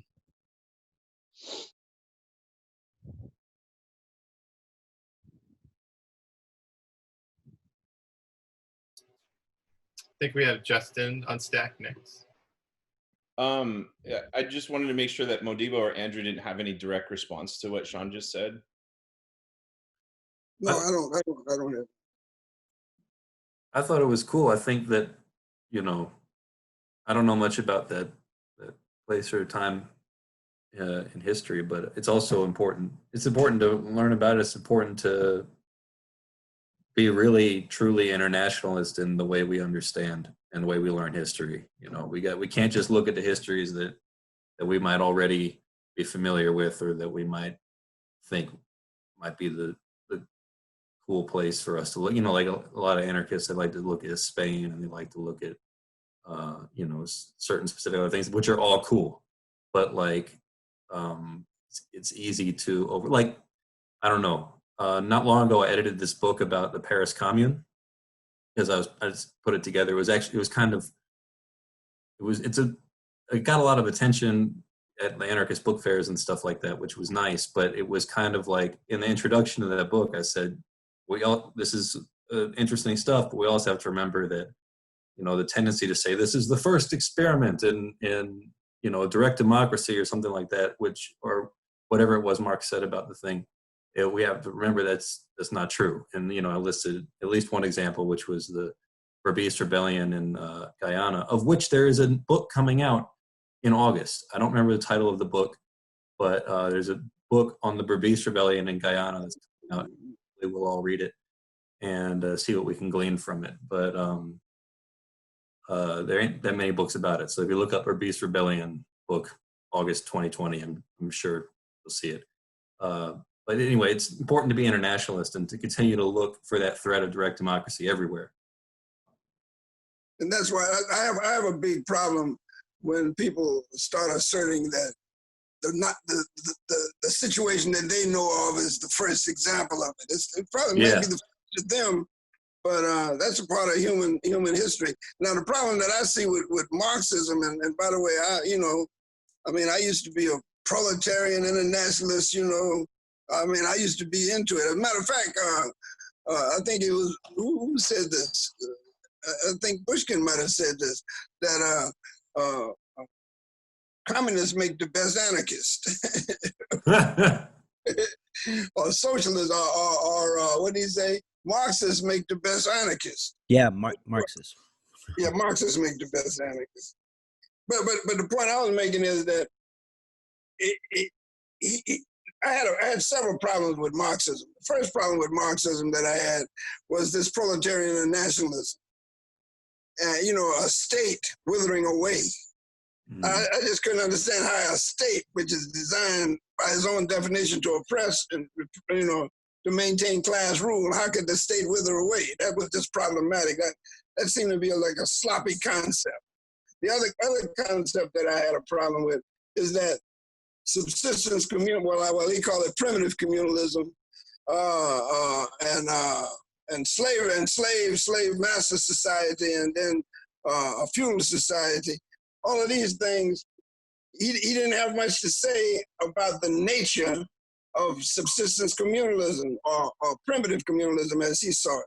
So he was a part of the Enlightenment too. The Enlightenment period just simply said that there was all barbarians and wild ass people who were disorderly, and but when states started emerging, that's when you had enlightenment and logic and science, and of course that happened in Europe, which is also interactive.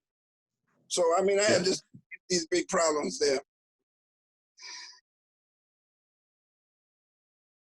And by the way, people should critique everybody. Mm-hmm. You should critique your previous self. You know, that's how you grow. I think you still got your stack, Justin, as well. If you I've my comrade Tyaga Swaraj from California dropped in, and he actually put something interesting in the chat. I wanted to know, maybe do you want to like comment on that before I go, homie? It looked like it was kind of a direct response. Oh no, it's fine. Sarvodaya Shramadana movement is from Sri Lanka. It's an anti-state or self-governance society.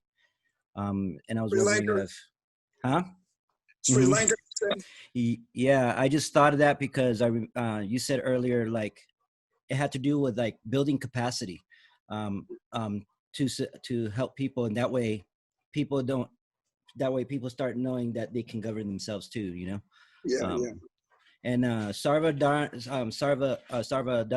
Shramadana kind of did that. They built that capacity, and they lasted already now like 62 years, and they're an autonomous anti-state society. So that's why I brought it up. Yeah. How you spell that? Oh, I wrote it in the comment section. Sarvodaya. Oh, okay, I'm sorry. Oh, there it is. Oh, great. Yeah. Great. Thank you for sharing that. Yeah. Okay, we'll take a look at that. That's awesome. But let me just say this one other thing too, because there seems to be an urgency to do something among our, as a part of one of the components of our discussion here. And so the question really becomes, where I reduce it, is when do you agitate and when do you propagandize? And the difference between agitation and propaganda is that propaganda is more the ideological rewriting of history and trying to get the conceptual framework together. Agitation is when you're on the ramparts and there's a spontaneous upheaval. What do you do then? Most of my friends who I argue with most of the time, they say that you should agitate in periods when there's no conspicuous spontaneous mass movement taking place. And you should propagandize you should agitate when nothing is taking place and propagandize when things are moving. And to me, that's just ass backwards, you know. This is we need to do some research. We need to rewrite this stuff. We need to put it out there. And then if we put it out there right, we wouldn't have to agitate. Others will agitate. They'll do it for us. They'll do it with us. They'll do it the next generation. Y'all will do it because I might be gone, you know. But the point is, the most urgent task we have now is reconceptualizing the thing and put it out there so that the young generation can see that this is what the history requires of them. You see? And so they will stop driving all these gas-guzzling cars. I mean, you know, people still do crazy shit, you know what I mean?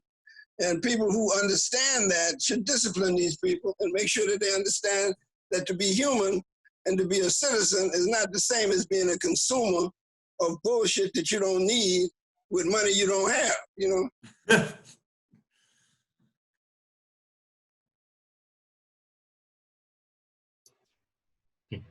Justin, you're still on stack if you'd like to go. Yeah, and I'm looking at Andrew and I'm seeing he's like really vibing with what Modibo was saying. I don't know if you had a direct response, Andrew, and then I'll jump in. Just enjoying myself. Thank you, though. Okay. So I guess like the question we have is, like we want to, slowly build like a mass movement that brings as many people into the fold as possible. And we wrote two parts of the question. I'm going to try, or two questions to this aspect, but I want to like boil it down to one of just like, how do you see us like bringing many different ideologies that are potentially compatible with ours? Like we got liberals, we have anarchists, we have Marxists, we have even some like right libertarians who might like agree with some of our principles and would be willing. And I'm just still trying to conceptualize like, how do we bring these people to a mass movement, just given these like ideological contradictions? You got to be careful with that one. I mean, you're talking about united front politics. Mm-hmm. To me, united front politics is not very helpful because, especially with an ideological proposition that we're talking about. Now, we can't bring in people who want to defend the state at all costs. You know, they will end up betraying you, and you'll end up taking 5 steps backwards and 1 step forward. But if we look at this as a moral question, that what is the relationship of human beings to the ecosystems that support human life on this planet, then you can bring a lot of people in. You can bring a reformist, you can bring, there'll be some people who will be reformist environmentalists who believe that the state or the government can have some kind of laws and stuff to develop clean air and clean water. But within that context, you gotta be clear about what you stand for. I mean, you're not trying to get the government to do it for you. You're trying to get people to do it for themselves. And once people understand that, that's how you dismantle the state.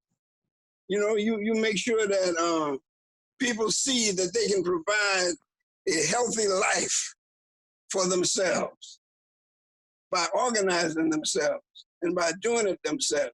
Even policing and even relations with other regions of the world, all these things can be brought in to an educational kind of thing where when you write books and you write things and you show people that there's another way of doing this. You don't have to appeal to the government to have clean water. You know, you make sure the government stops contaminating the water, you know? And just like the people think that the police should act better because they're supposed to preserve law and order. Well, they ain't there for that. That's not their purpose. So if you keep looking for that, you're not gonna find it. And so you can, ideas of self-policing, which will emerge because people gonna defend themselves now. People will defend themselves. Like what happened in Atlanta and the murder and missing children thing. People started defending themselves, so you help them out. You know what I mean? So you just, I don't know. You got to be careful of the status creep in here. You know, it's because we're taught to think that the government is good and the government will help us. All we got to do is make the right appeal, and they will come riding to our aid. And they're not. They're not going to come. They'll make you think they're going to come, and you'll be waiting the rest of your life, and you'll die a disappointed person, you know, because they ain't going to get here with that. Or if they get here, they're going to end up busting your head. I mean, these people, let me give you an example. The state will develop policy that will help them continue their rule.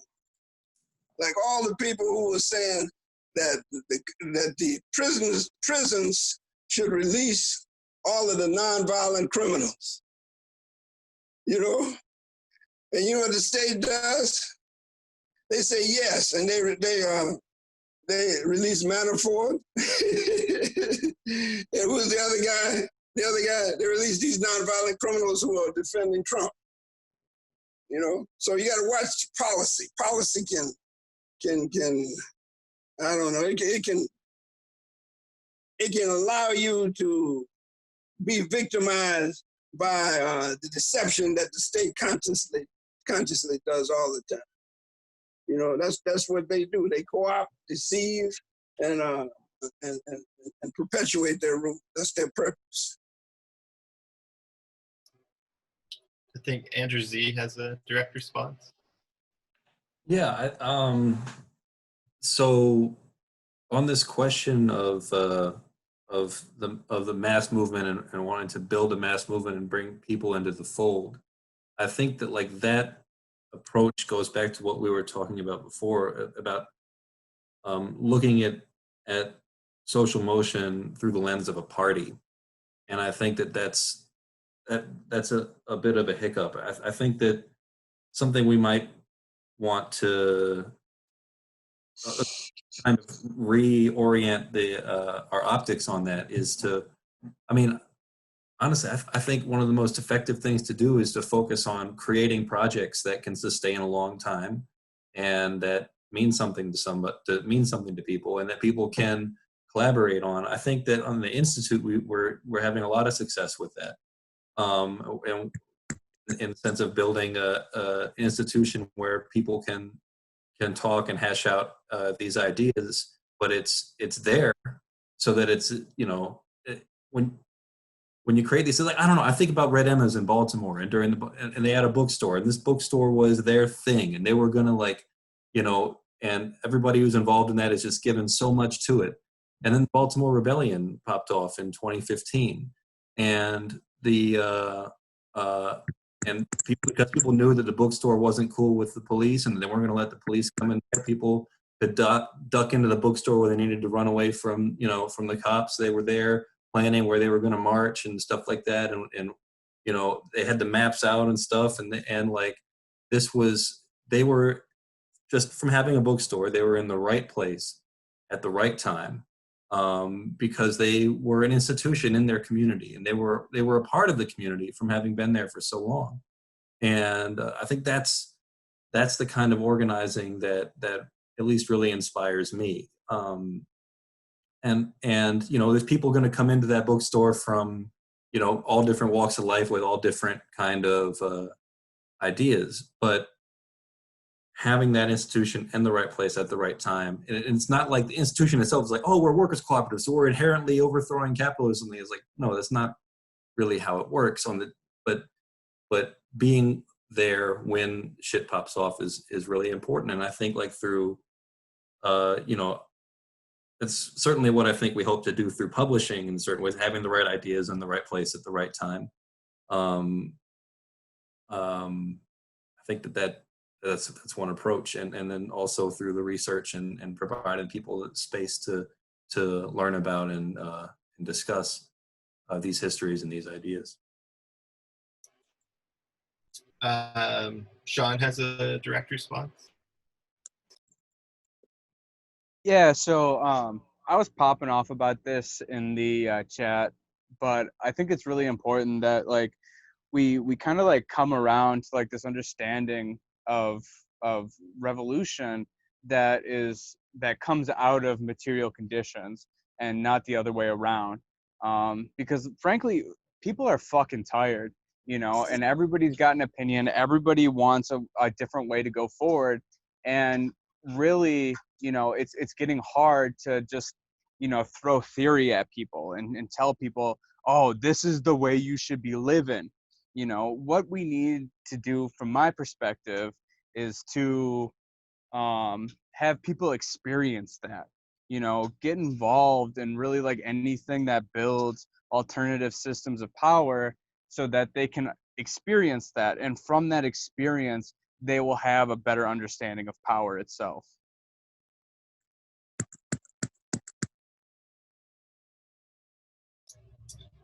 Justin has a direct response. Yeah, I really appreciate what you're saying, Sean, and that's something that for me is really important. And also, like, I watched this documentary on the Black Panther Party from PBS, and one of the things that really stuck with me is that they were one of the members who was involved kind of a little bit later on said that he saw the Black Panthers, he thought they were cool, but he didn't really give a shit.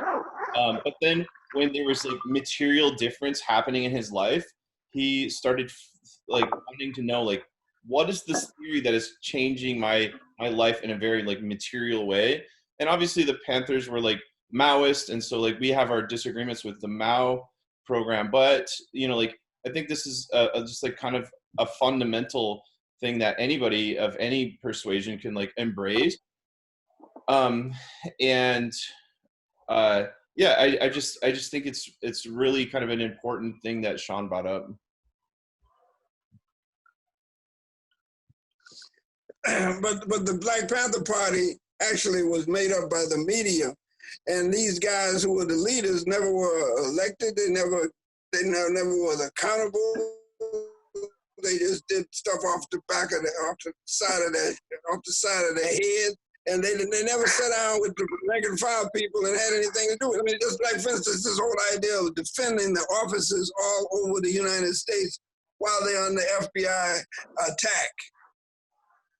I mean, Huey Newton just told them that you got to defend that office by all means necessary. That caused a lot of people to get killed. A lot of young people got killed. That was because the people did not have anything to say about the direction of the party. I thought the Black Panther Party was not as progressive, if you can say that, as the League of Revolutionary Black Workers.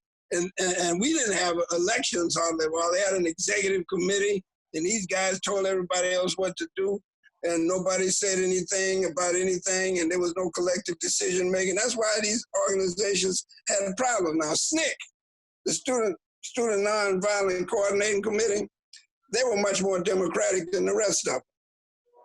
And I think they accomplished more when they went down south and registered people to vote, and then went up north and did all these programs and stuff, and they had international, I mean, the SNCC was much more progressive than the rest of them.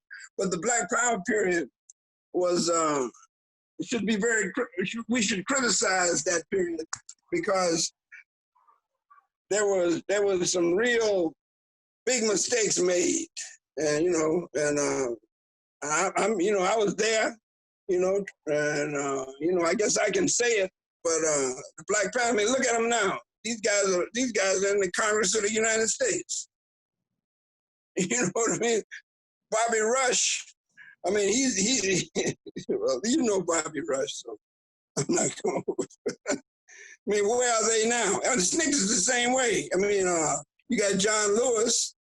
These guys are poor examples of what should happen. You know what I mean? Because they weren't clear. And they didn't allow other people to have anything to say about anything, and of course Huey Newton was, you know the story. But the point I'm getting at is you have to look at the structure of these institutions. You got to ask, how did people make decisions?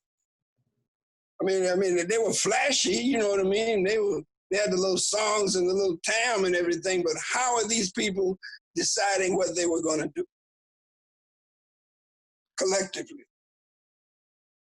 Relatedly, there's an excellent documentary on Ella Baker called Fundi, Fundi. It's really hard to find, but I really recommend it if y'all can find it. I mean, y'all, I think, are probably more proficient with internet and shit like that, so maybe you can find it. It's not super available. It's one of those things where they charge you $200 for the DVD because it's like institutional sales only or something like that. But if you can find some copy of it, I really recommend checking it out. And some of Baker's criticisms of the organizations that she was part of I think are still really, really, really important. And she represented a serious democratic trend. Yeah. And an anti-male chauvinist trend. Yep. Within the SCLC, within the NAACP, and was responsible really for having SNCC to become an independent organization. I mean, and people need to know that. I mean, SNCC was supposed to, they called the founding convention of SNCC, which became SNCC in Raleigh, North Carolina, and they were supposed to be the youth wing of SCLC. Yeah. And Ella Baker said, no, y'all need to have your own organization, organize yourself. I'll keep Martin Luther King and Abernathy and all of them off you, and y'all go do your thing. That's what she said. That's what it's basically. Yeah, man. And they went out, and then, and they made some history. Yeah. And I mean, but now you don't see her on television. It's not no glorification of her. Yeah, that's true. She's barely in the Civil Rights Museum here in Atlanta. Like, yeah, there's like one little placard. Yeah, I don't think she's too much of a role in the National Archives either. But I mean, obviously she was much more influential. But that's the way it's written. That's the way it is. And that's because the people she was critiquing got to write the history. Yeah. I mean, shit is wild. But she had a powerful quote. For people who aren't familiar, there's one quote you might like, and she would say, "Strong people don't need strong leaders." That was a critique of a lot of the male chauvinist hierarchies that she was having to deal with, and she was critiquing the structure of these organizations, and she was saying, it has to come from the bottom up, essentially. Yeah. And the first critique that the practice brought him to is the question of violence versus nonviolence. Martin Luther King and SCLC is still talking about nonviolence. They went on and read Frantz Fanon and Malcolm X and all, and they started confronting direct action. Mm-hmm. And after that, they began to internationalize the struggle. And after that, they began to oppose the war. All of these things were part of the motion that democracy will take you to.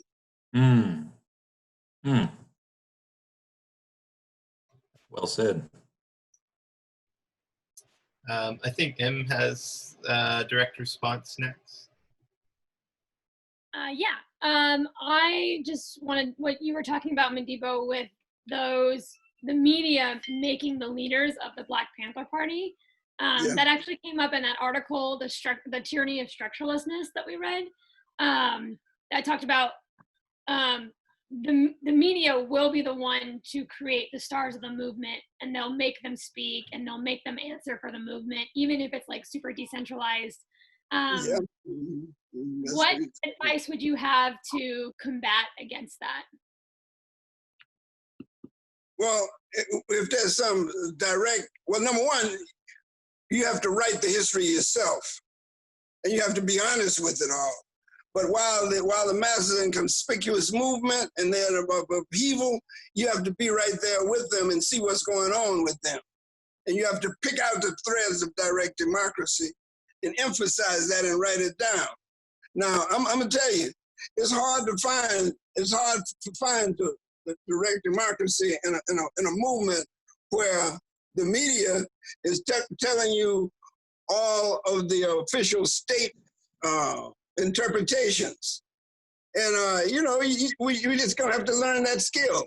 That's a part of what we need to do. To me, that's revolutionary. So the question you have to look at very closely, you have to look at what are the masses doing? You know that the thread is there because it's been there throughout history. And you know that the media is going to use the state interpretation. Like the first thing they're going to do, they're going to pick out some leader. Mm-hmm. And they're going to put a microphone in his face. And then he'll become the leader. And, all of them don't do it. But after a while, you try to go back to that same motion 2 or 3 years later, and the leader with that microphone in his face, he running for the mayor of the city. Oh, yeah. Oh, yeah. So the direct question is, you look for that thread, you make sure you write down and see what the masses themselves are doing, and make sure that you get it down so people can understand what they themselves have done. Because, people still, the Black Panther Party, it's hard to, and you got to be fearless in your critique. You can't, if there's no democracy there, there's no democracy there.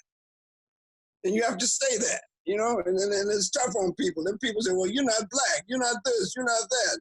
Well, you're honest, you know what I mean? That's what history has to do. You have to do it that way. Y'all are some good people. Let's go on a little further. Let's keep on going with this. Yeah, I also just really quick wanted to give a time check too, just to everybody. I know we're probably all really, really enjoying this conversation. We are at about 2 hours. Of course, nobody is obligated to stay. If you need to leave, you can definitely leave. We are recording this, so it will be available for you. But everybody who's willing to stay on and keep talking, we will still be here as long as Modibo and Andrew are willing to hang out with us. Andrew, you got somewhere to go? I'm getting a little sleepy, but I can hold on. No, come on, let's go, man. All right. Oh, that's great. I think Ben's next with a direct response. Yeah. This conversation has been largely about how we talk about history, and I think it's really ingrained in us to discuss history as these conflicts between Nietzsche and Übermenches. Like these, like we almost like even wars. Like we talk about like World War II as if it was like Stalin, Hitler, and Winston Churchill fighting each other with lightsabers. Like all of these movements are just like one-on-one duels between individuals. It's like it becomes like, how do we discuss history without reducing it to heroes or to myths about people? Because it's very easy to talk about individuals and to talk about stories and magical thinking, and it's very difficult to talk about like complex systemic conflicts, which really have to be discussed in very academic language often.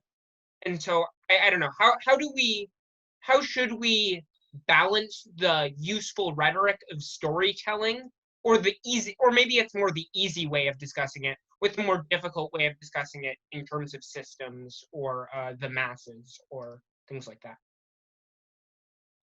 Well, you got an idea. I mean, you know what it's about. The point is that individuals don't make no history. They are the products of history. So as long as you put what you call the systemic context out there, you can use individuals, but the problem becomes when you take an individual and venerate them and make them some heroic, superhuman type person. And that's doing a disservice to history, because every movement and everybody is limited by the social context that throw them up. And that's the problem with Martin Luther King. The fabricators of history, or the falsifiers of history, that's what I call the authors of historical fiction. What they do is make the people then these inspirational figures as the ones who guide history, and history follows them. And no, there's not. You got to make sure you understand the context. Now, it's easier to write history if you just know the names of people. That's like dropping names at the cocktail party.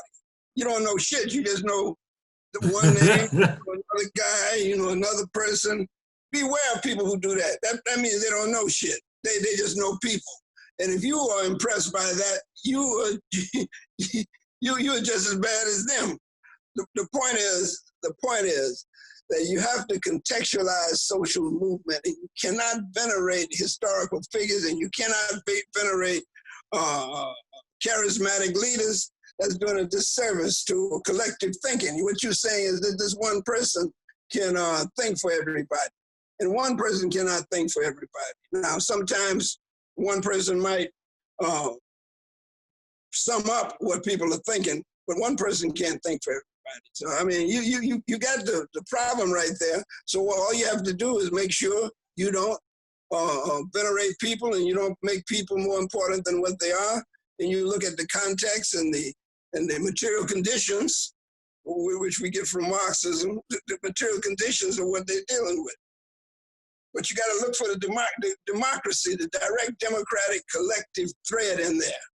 Now, some people might have arguments that they offer, but not they don't determine it. But that's a good question. It is a good question. And I'm so glad that it's being brought up, because at other events that we've done around this book, I've kind of tried to initiate a conversation about his critical historiography, and it doesn't always necessarily go anywhere. But I think it's absolutely key to what we're supposed to be doing as radicals, and also it's the entire, what for me, the entire lesson of this book. And I have to say that, like, Modibo's approach to writing history is something that, like, when I'm writing, I always try to keep in mind. And like from working on this other book, Modibo, the one of, you're all frozen now. I don't know, Modibo, you still there? I hear you. I hear you. Okay, cool. But this one of the projects that we're working on, and I won't spoil it for everybody, but one of the projects that we're working on is more of a historical monograph that Modibo's writing. And every step along the way that I've seen the drafts from it, it really is kind of illustrating to me how one can write history in a way that doesn't venerate individuals and is still exciting and interesting. Another great book that does it, I think, very well, not perfectly, but very well in many places, is this book called Dixie Be Damned, and it's about insurrectionary history here in the Southeast. I got it here somewhere on my desk. Oh yeah. Sure, I don't have one in reach, but I got it somewhere on my desk. this was done by some friends of ours, and They want to see it. They want to see it. There it is. yeah, let's see. There it is. Dixie Be Damned. 300 Years of Insurrection in the American South. And they got a couple chapters on stuff related to Georgia in there that I feel that they did a fantastic job with. They got one on the Ogeechee Rebellion, and they got one on some urban uprisings in Atlanta. And really recommend checking it out, because you'll see the way they write it. The individuals are in there, and they contribute where they contribute, but they, for the most part, they do a good job of talking about this as a broad, mass social motion, and the individuals that kind of come up,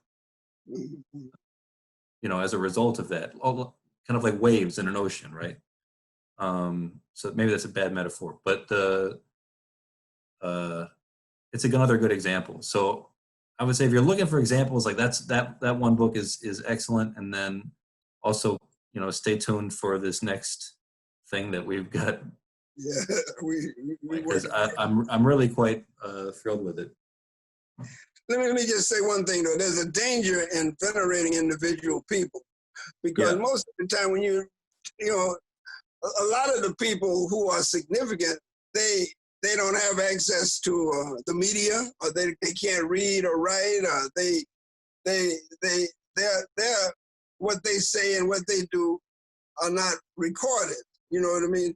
And so if you only look at the people that other people have said, or that the newspapers have written, then you're missing a lot of history. And that's a danger too.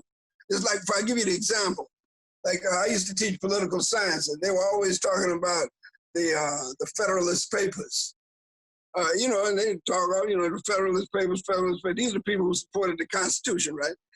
But the anti-Federalist Papers, there are very few of them, if they have them at all. You know what I mean? But the people who opposed the Constitution were the ones who could not read and write. You know what I mean? So their ideas about why they opposed the Constitution, except for Patrick Henry. Patrick Henry was clear on he didn't like the Constitution, even though he supported the Revolution.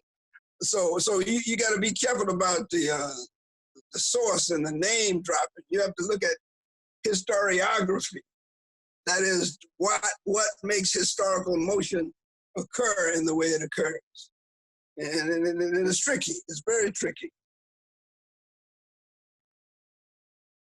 I think Justin has a direct response. Yeah. So I just kind of like piggybacking on like one thought ago before we started talking about this specifically. Modibo made a comment of like bringing people together and like making decisions together. And this is actually something that is the thing that I'm most interested in out of any of the topics, is like group decision making.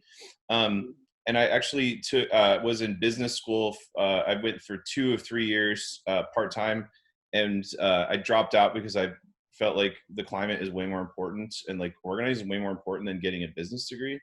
But anyway, the capitalism like uses the best tools at its disposal to create like this hegemony, and that's like it's almost inescapable because it's like 2 steps ahead of us. Like anytime we learn a new idea in our group, we can find where capitalism or fascism is already implementing it in a really effective way, but to reinforce like the state and the nation. And so like one of the things that we learned in school was about this thing called crowd wisdom, and it's from this book, The Wisdom of Crowds, which is it's not a revolutionary book by any means, but it's basically like this idea that as a group, if you have the parameters set correctly, the group can make a better decision than the smartest person in the group.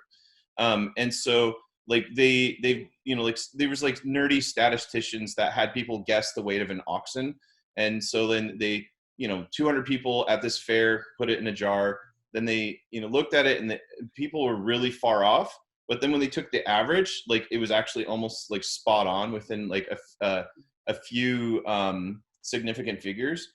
And so like the thing I got from that in business school and in like a lot of like learning about anarchism is just like, how do we come together and have these conversations and facilitate conversations that like bring everybody's perspective or relevant perspective into the fold, and then figure out how to like kind of have the conversation. What do people feel about it? And it's so much better than having like, I feel like Bookchin really could have benefited from this. Like he had lots of blind spots, but he had a larger community that like kind of like came in around him like as equals, like maybe he would have avoided some of these pitfalls, or maybe he would have like chosen a different way in life. And so yeah, it's just my perspective, and I think this like talking about critical historiography, like we've been kind of joking about publishing stuff and writing some of the ideas down that we come up with, and I think some of the stuff we have is really kind of interesting. And it is. Yeah. Mm-hmm. Yeah, and I think this is something that we really need to maybe kind of prioritize about writing some of this shit down and then like putting it out to the world. Like if something we're doing like is working, maybe someone else could fuck with it and use it to like, I don't know, like bring about liberation in their communities. Yeah, y'all are doing a good job, really. I mean, y'all are raising these questions, and I mean, the classical Marxists, they're talking about stuff like this. Mm-hmm. They're raising the knee, and you're looking around, and you're beginning to understand, and this concept, this regional concept you have, it seems like it's sound. Because it seems like it can be autonomous, And you've got some assemblies. You have a set of assemblies. I was looking at that. I mean, y'all have forums, or y'all just are the assembly of Cascadia?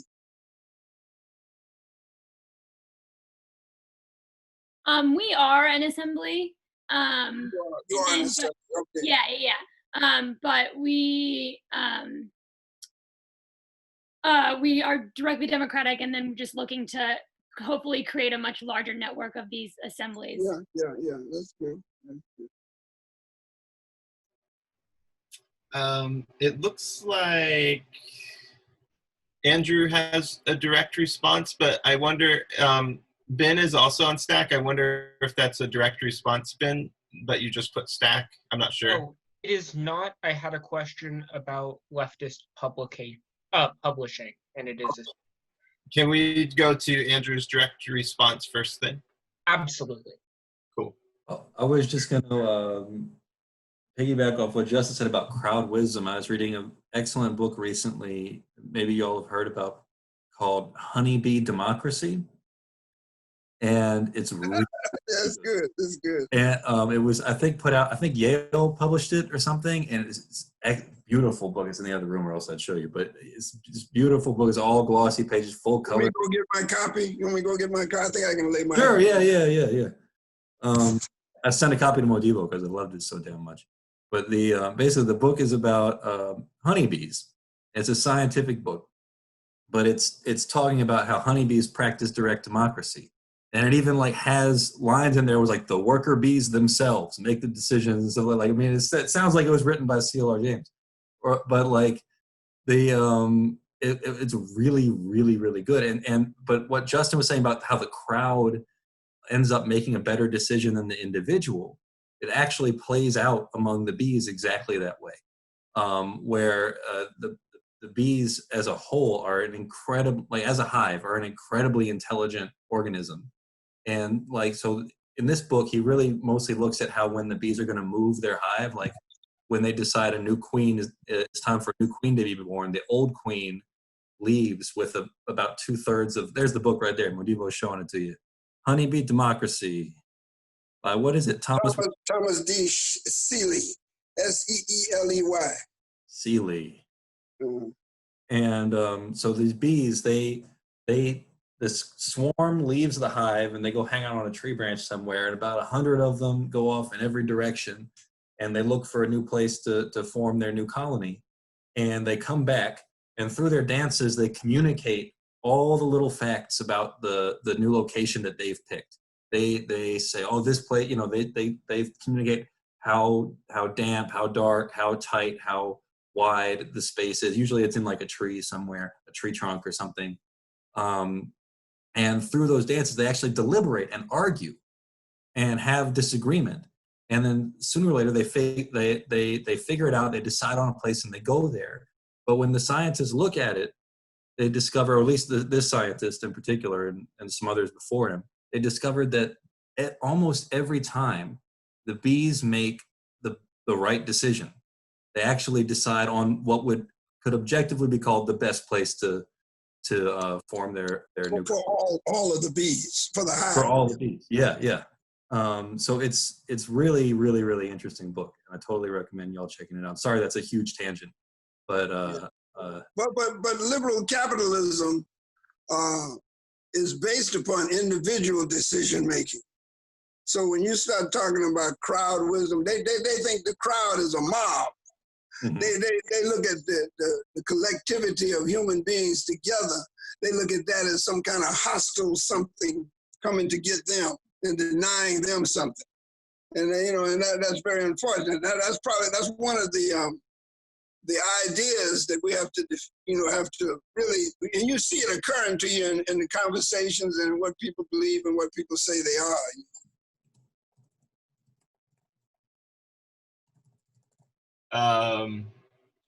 It looks like we have Sean with a direct response. So this was said a little while ago. My comment is in regards to regionalism and specifically Cascadia, and I don't know what's been said so far as bioregionalism goes. So forgive me if I'm rehashing, but through the lens of radical economics, when we talk about socialism, when we talk about communism, when we talk about people having direct control of all factors that affect their lives, the watershed is a part of that. Ecology is an extension of that, and if we don't have that to begin with, then our socialism or communism, etc., is going to be hollow. But another important thing that we need to think about when it comes to bioregionalism is when we start identifying with natural phenomenon around us, we can start to really break down the mythology of a nation state. We no longer live in this arbitrarily defined, region of essentially power, capitalist power structures. Where we live, what we belong to, etc., is natural phenomenon. And the same exact thing is happening with the Appalachian movement. So you've got these two very radical, direct action oriented groups of people and they're defining where they live, what they do. They're defining it by natural phenomenon, not the nation state that claims to own them. Yeah, I think that's very important, especially if it's a human scale. Where the self-management or self-organization means something. I mean, in other words, it's not so huge and so big and so dispersed that people can't get together and express themselves directly to one another. But I really, I'm interested in following that. Do y'all have any of those river? There's some rivers in South and coastal Georgia which have river keepers. Like the Savannah River has a Savannah River keeper, and then the Ogeechee River has an Ogeechee River keeper, the Altamaha. All these river systems have river keepers. Now I'm active with the various river keepers, and as a foot soldier, they do mostly lobbying the state government. I don't write letters and all shit like that. But if they have some kind of direct motion, like some kind of demonstration along the river, or they want to do something. Shit, we lost you. I believe you got muted. As of organizations out there. I think the question is, do y'all have river keepers type organizations out there?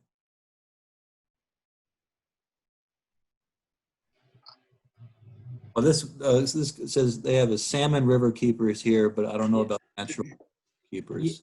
That's yeah, we have a lot of native and also capitalist projects trying to keep the salmon populations like active and growing here in Cascadia.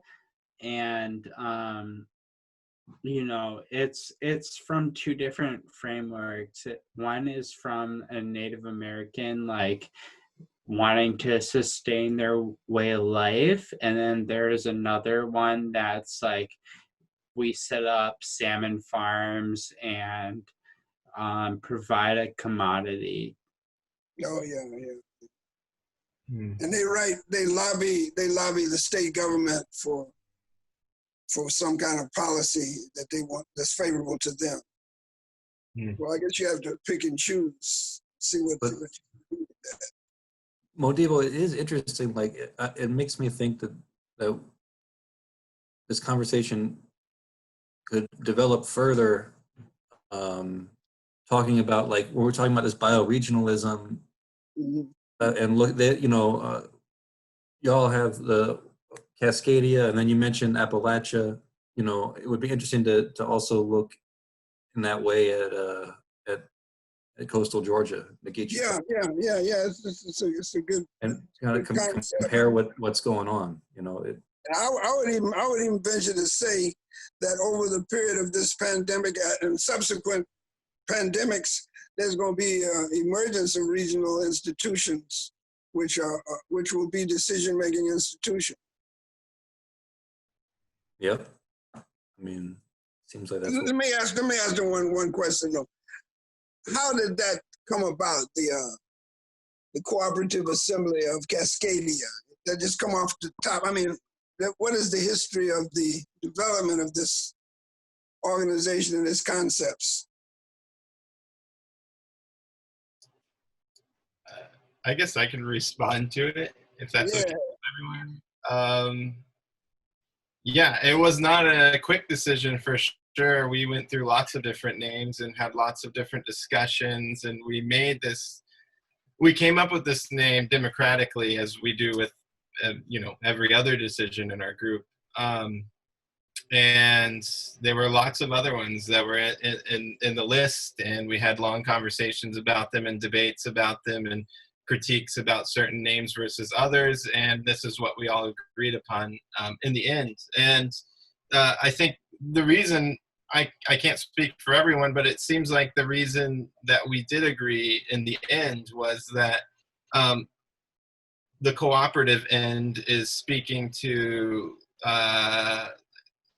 the mutual relationships of people and against the individualism that is created by like capitalism and hierarchy and all of these forms, that we work in a democratic cooperative sense. And then the assembly part is that we are assembling as individuals within this region, assembling to make decisions together.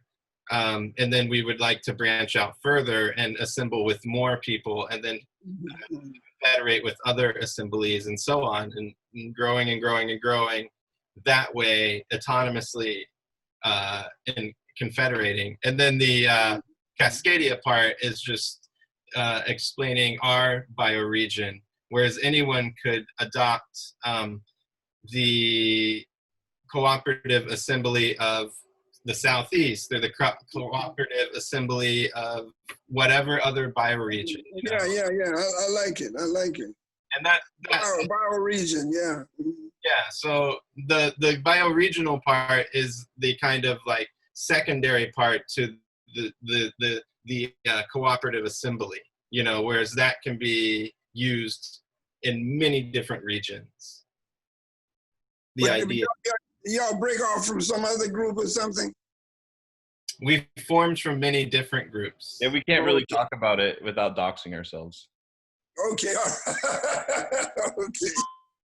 We were all parts of different groups, and we kind of met in one place, and it was, I think, at Debbie's talk is where I met a lot of you, and then others had met us there, and then other things through actions and things like that. So yeah, and then I think Justin spoke to this earlier, and we just were like, we need to take this in a different direction. And we literally went from the ground to starting at nothing at the drawing board with no idea of what anything was going to be. It was like, together we're going to decide what this is together. Yeah, okay. You got a lot of space for discussion and everything. It's just, everybody's free to discuss something. Okay. I wanted to ask you, why was Justin reading the damn book? I mean, y'all, the rest of the people didn't have books? No, everybody did. It's just that I had extra time because I worked 12-hour shifts at the hospital. And so I only work 3 days a week. And so I have 4 days off. And so on my days off, I didn't want to push it onto somebody else and say hey, we should do this. I was just like, fuck it. I'm going to do it autonomously. It's not like I'm being undemocratic, and my comrades were cool with it. And so, yeah.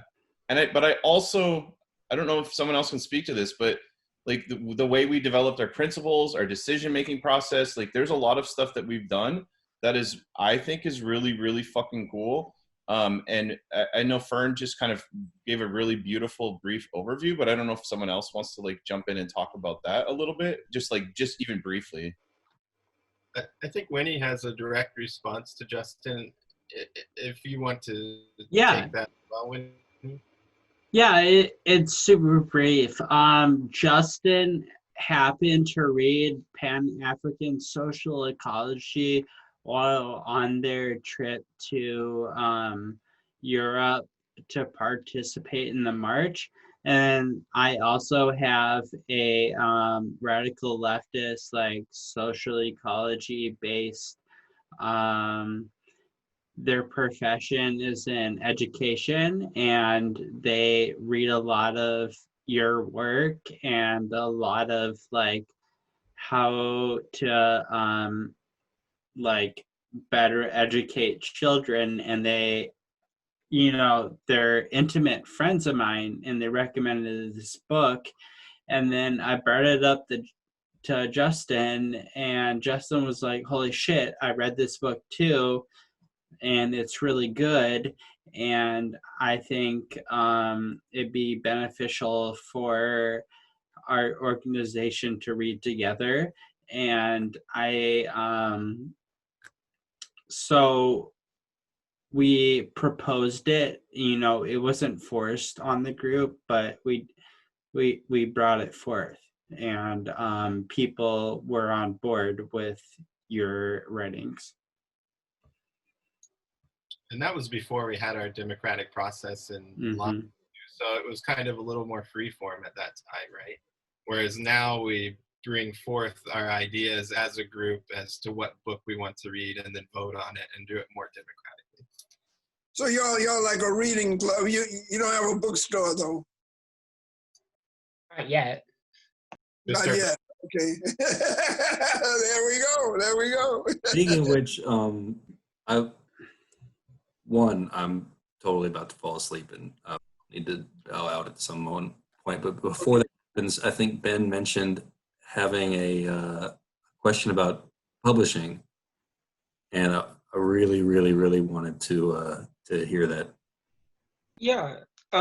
So one of my main passions is writing, and at some point, like I've been writing a lot of stuff, and I've been wanting to like figure out ways to get my ideas really onto paper. And I was wondering, like, this is a very selfishly motivated question, but I was wondering, like, what organizations there are and what avenues one like myself might go about if they wanted to work towards publishing a piece of leftist work, be it philosophy or I'm trying to write philosophy. Are you talking about a book philosophy, manuscript practical. or an article? Or Yeah, a book manuscript, or I don't know. I don't have one right now, but it's a future-oriented question. It's not as mysterious as you might think.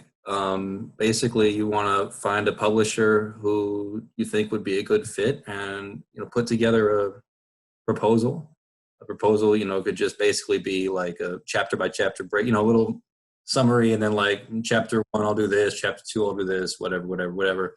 Maybe a sample. If you've already got a manuscript together, you just can send the manuscript as well alongside a proposal, brief proposal. Just tell them, why, and just, pitch it to them like you're selling them something. So that being said, there's a number of radical publishers in the U.S. I've worked, founded, with Modibo, on our own authority publishing. And we've put out about 15 books. So, it's a very modest number of books, but each one is something that we're very passionate about and really enjoy doing. And that's kind of how I got started in the business. And I worked at AK Press for a couple of years also. And AK Press they do about 15 books a year on the low end. So it was definitely a different kind of pace. And so there's AK, there's PM Press, there's Haymarket Books, although politically it can be a little tougher with them for us and our comrades, because they're Trotskyists and they tend to kind of eschew anarchism. So it's a little bit, it can be trickier depending on the subject matter. Verso is quite good, but it's more academic-y stuff, so it depends on. But it's a good question, and it's important that people know that they have access to these institutions, because through AK Press also has an excellent distribution network. So books that they publish make it into the mainstream book trade, and books that from small presses like mine, who they distribute, also make it into the mainstream book trade, through the distribution network. So at least we have access to it if anybody's interested. So it's way better than to find some. It's important to find some avenue of distribution, and you do have it, but not a lot of people. It can be like some mystery around this, like, oh, like how do I make my ideas into this? It's a little bit opaque at times, but it's really not. There's not much to it. And I really hope that you'll let us know when you've got something together, and I hope it's good. I hope it's good. I do too. Well, yeah. Hopefully, I'll. I mean, you guys are young guys, man. Y'all can write some stuff. You got a whole life ahead of y'all to write stuff. You can write stuff and re-examine it, and then when you're my age, you can critique your own stuff. So it's all good. Plus that y'all need to write something about what y'all is doing out there. my biggest fear is that I know that every 5 years I look back on my own opinions and cringe at myself. So my biggest fear is actively getting something out there and then being like, oh no, like Well, right then after you I have to be finish it. honest with yourself. You have to. That's what happened to me. I put some stuff out in the 75 stuff out, and you know, it was Marxist, black, you know, and so I just wrote another introduction and tried to critique it. And then I'm gonna write another introduction critiquing that, you know. I think Justin has a direct response. Yeah, I'm just looking at Modibo and Andrew's eyes, and they're looking very, very tired. And Well, you know what time it is here, don't you? yeah, you're like what, 3 hours, 2 hours ahead of us? 3 Great. hours. 3 hours, yeah. So it's almost midnight there. I'm just wondering if we can maybe kind of wrap this up, and maybe I feel like this might be like the beginning of like I hope so. Can we get to the questions? Of a relationship. But I'm wondering. I've just been proposing that we like dismiss Modibo and Andrew so they can get some sleep and maybe try and meet up another time and like talk some more. We could totally do it another time. Yeah. I'd really like to ask one question, if that's okay with Andrew and Modibo. One more question. Okay. Thank you so much. I really, really appreciate it. And I mean it from the sincerity in my heart. And my question for you is, how can we as people in Seattle incorporate Pan-African social ecology into our praxis? I know you touched on the indigenous communities and the direct democracy that they've practiced. I just wondered how we could synthesize that into a beautiful project. Well, I know that in Seattle, there's a significant black community with a rich history. I know that. Because some of them were students of mine at Savannah State. They came all the way from Seattle to Savannah State because their parents had sent them. So there's some people there. The problem that we have to face is a lot of those people are still, when I say those people, I'm talking about African American people who are from the Black Power period. They seem to be status in their understanding of what's going on. And so they're not grassroots Pan-Africanists. A grassroots Pan-Africanist is usually a person who understands that it's the workers and everyday ordinary people as opposed to statespeople or statesmen that can do this, that can institute some kind of Pan-Africanist mindset in people. So I would just suggest that you make friends with whoever there is, and more black people now are beginning to figure this out, that the American government is not much on their side, and so if you find somebody like that, then they will become Pan-Africanists. The reading. Let them read my book. Let them know that there are black people out here who are social ecologists. Tell them about George Washington Carver, and tell them about their own ancestors who were people who lived close to nature.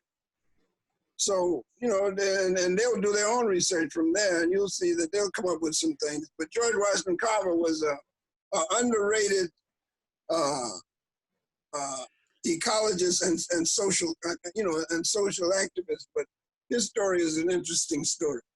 But I know there are people there, and next time we talk, maybe you can tell me how well you've done. I would love contact. to do that. Yeah. What was the person's name that you mentioned just recently again? George Washington Carver. They don't know George Washington Carver. You Oh, don't know wow. George Yeah. Washington Carver? I've heard of it, but I don't know. I haven't read anything. Yeah. Well, he was a famous scientist. A lot of people associate him with nuts, but he was much more interesting story than that. Yeah. Yeah. Yeah, he was an agriculturalist who talked about organic fertilizer and rotating of crops and all that kind of stuff. And he worked at Tuskegee Institute for a long time. But I bet you if you find some black people, they know who he is. Yep. That's the only thing about this the only thing about this pandemic. I'd like to come out there and see y'all, you know. Oh, we would love that. Yeah, but that's damn near impossible now. But I'd like to come out there and see y'all, and we could, socially, we can space ourselves out and we could talk, That would be so great. I think so. No. Well, we're gonna make it happen. Yes. And hopefully we have more stuff for you as well. We can do this again. No We problem. sure can. Yeah. No Creativity, like Andrew said, like finding creative ways to bridge these gaps. So. And we appreciate y'all hosting us, and Yeah, it's really special. Thank you. Justin for reading the book, and we want to thank you for the depth of your questions and your sincerity.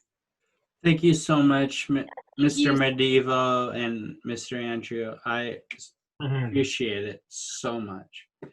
Thank y'all. It's been really, really special. It was wonderful talking to both of you. Yeah, it was. See what the pandemic has done? Brought us together on this this technology. We're using it like this. Mm-hmm. Okay, good night, y'all, because I'm going to bed here. Good night. Thank you so much. Good night, everyone. Thank you so much, Modibo. Pleasure. Y'all take care of yourself now. A pleasure's been all mine. There's a nasty bug out there. Be careful. Hey, good night, Andrew, as well. Bye, guys. Bye. Yeah. Bye. I know they're leaving, but we were talking about just kind of doing a wrap up or like tech mail or something. Mm-hmm. Yeah. Also, I think someone had a question. Eric had a question about how to. Eric, would you like to address your question actually instead of me just reading it? About how to get in contact with the next meeting. New member? Well, maybe Eric doesn't hear me. That's okay though. Eric said that they came here through the DSA LSC Discord, and we're wondering where the next meeting will be posted, and if guests are welcome, or can they look somewhere else? Yeah, and I think, yeah. Go ahead, Justin.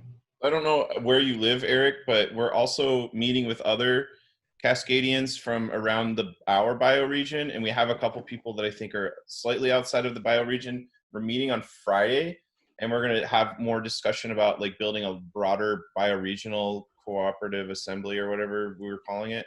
And I think like Sean is involved, and Toast has been involved, and then we also have Alexander Baratich, who is the designer of the Cascadia flag, and he's going to be there, and just like a lot of like just chill homies just to talk about like doing something slowly and intentional.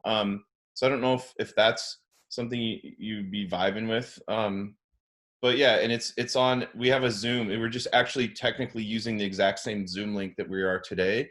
And I think it's at 7 p.m., but I think people were planning on getting in a little early just to bullshit and stuff.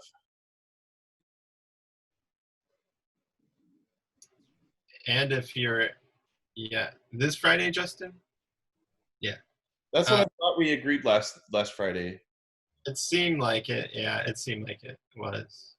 We'll have to double check, I think. And also, if anyone is cool, wants to chill with us and do what we're doing, I guess, and you live in the Puget Sound region, or yeah, we have a book club, this book club that you can be a part of, and we can read together. And we just voted on the next book, didn't we? What was our next book? Oh, Deciding for Ourselves, Cindy Milstein. Yeah, I'd like to read the whole book. Yeah, I went through it and I saw so many amazing things that I really think would be beneficial to us. Yeah. I mean, I didn't read everything, but I, went through it. Yeah.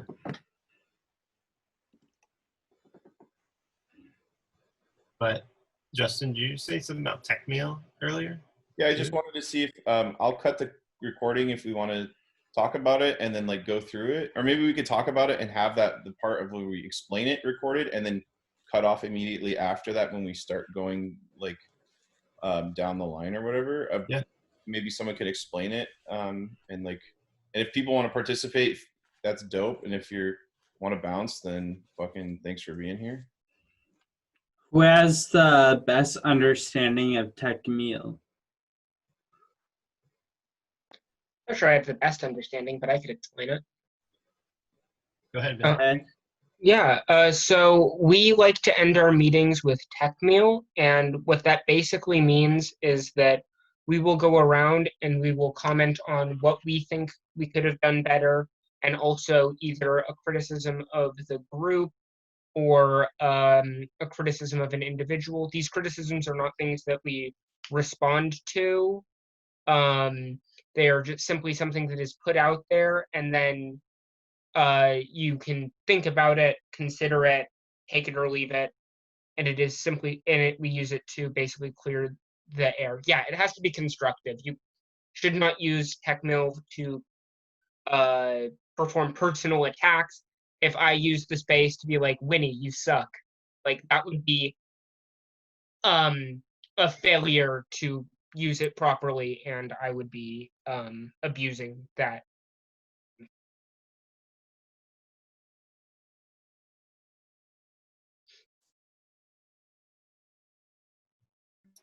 Oh, and just let you. So the thing that the other thing about Tech Meal is when it's not a place for arguing with each other or debating. It's just a place where we just like put it out there into the world, and then you just like you hear it and then you don't respond. It's not a place for us to be arguing. And sometimes Tech Meal is a place where someone has a something to get off their chest, and it just feels good to get it off their chest, but it may not mean something to you. When I was in Europe, the Kurds that we were with for the whole week, they taught us a lot about it. Kind of like every day we would have a conversation about this because it's so important. And one thing that they said is, if someone gives you a critique, you don't respond. You write it down on a piece of paper, you put it in your pocket, and then you just walk around with it for days, and you can take it out and see if it means anything to you, see if it's something that is something that you could use or incorporate, or you have, whatever, like, and, a part of the Tech Meal that we've been doing is just like, also if somebody's showing like these like systems of oppression in themselves, is just to like kind of help point it out in a really kind, comradely way. So that way the person can understand, because we're all fucked over by capitalism and the state and the patriarchy and white supremacy. And so it's like a really beautiful way for us just to like kind of like help each other see these patterns within ourselves, and then like kind of constructively criticize each other, so that way we can just continue getting better. So anyway, yeah, that I think that's really all I had to say about it.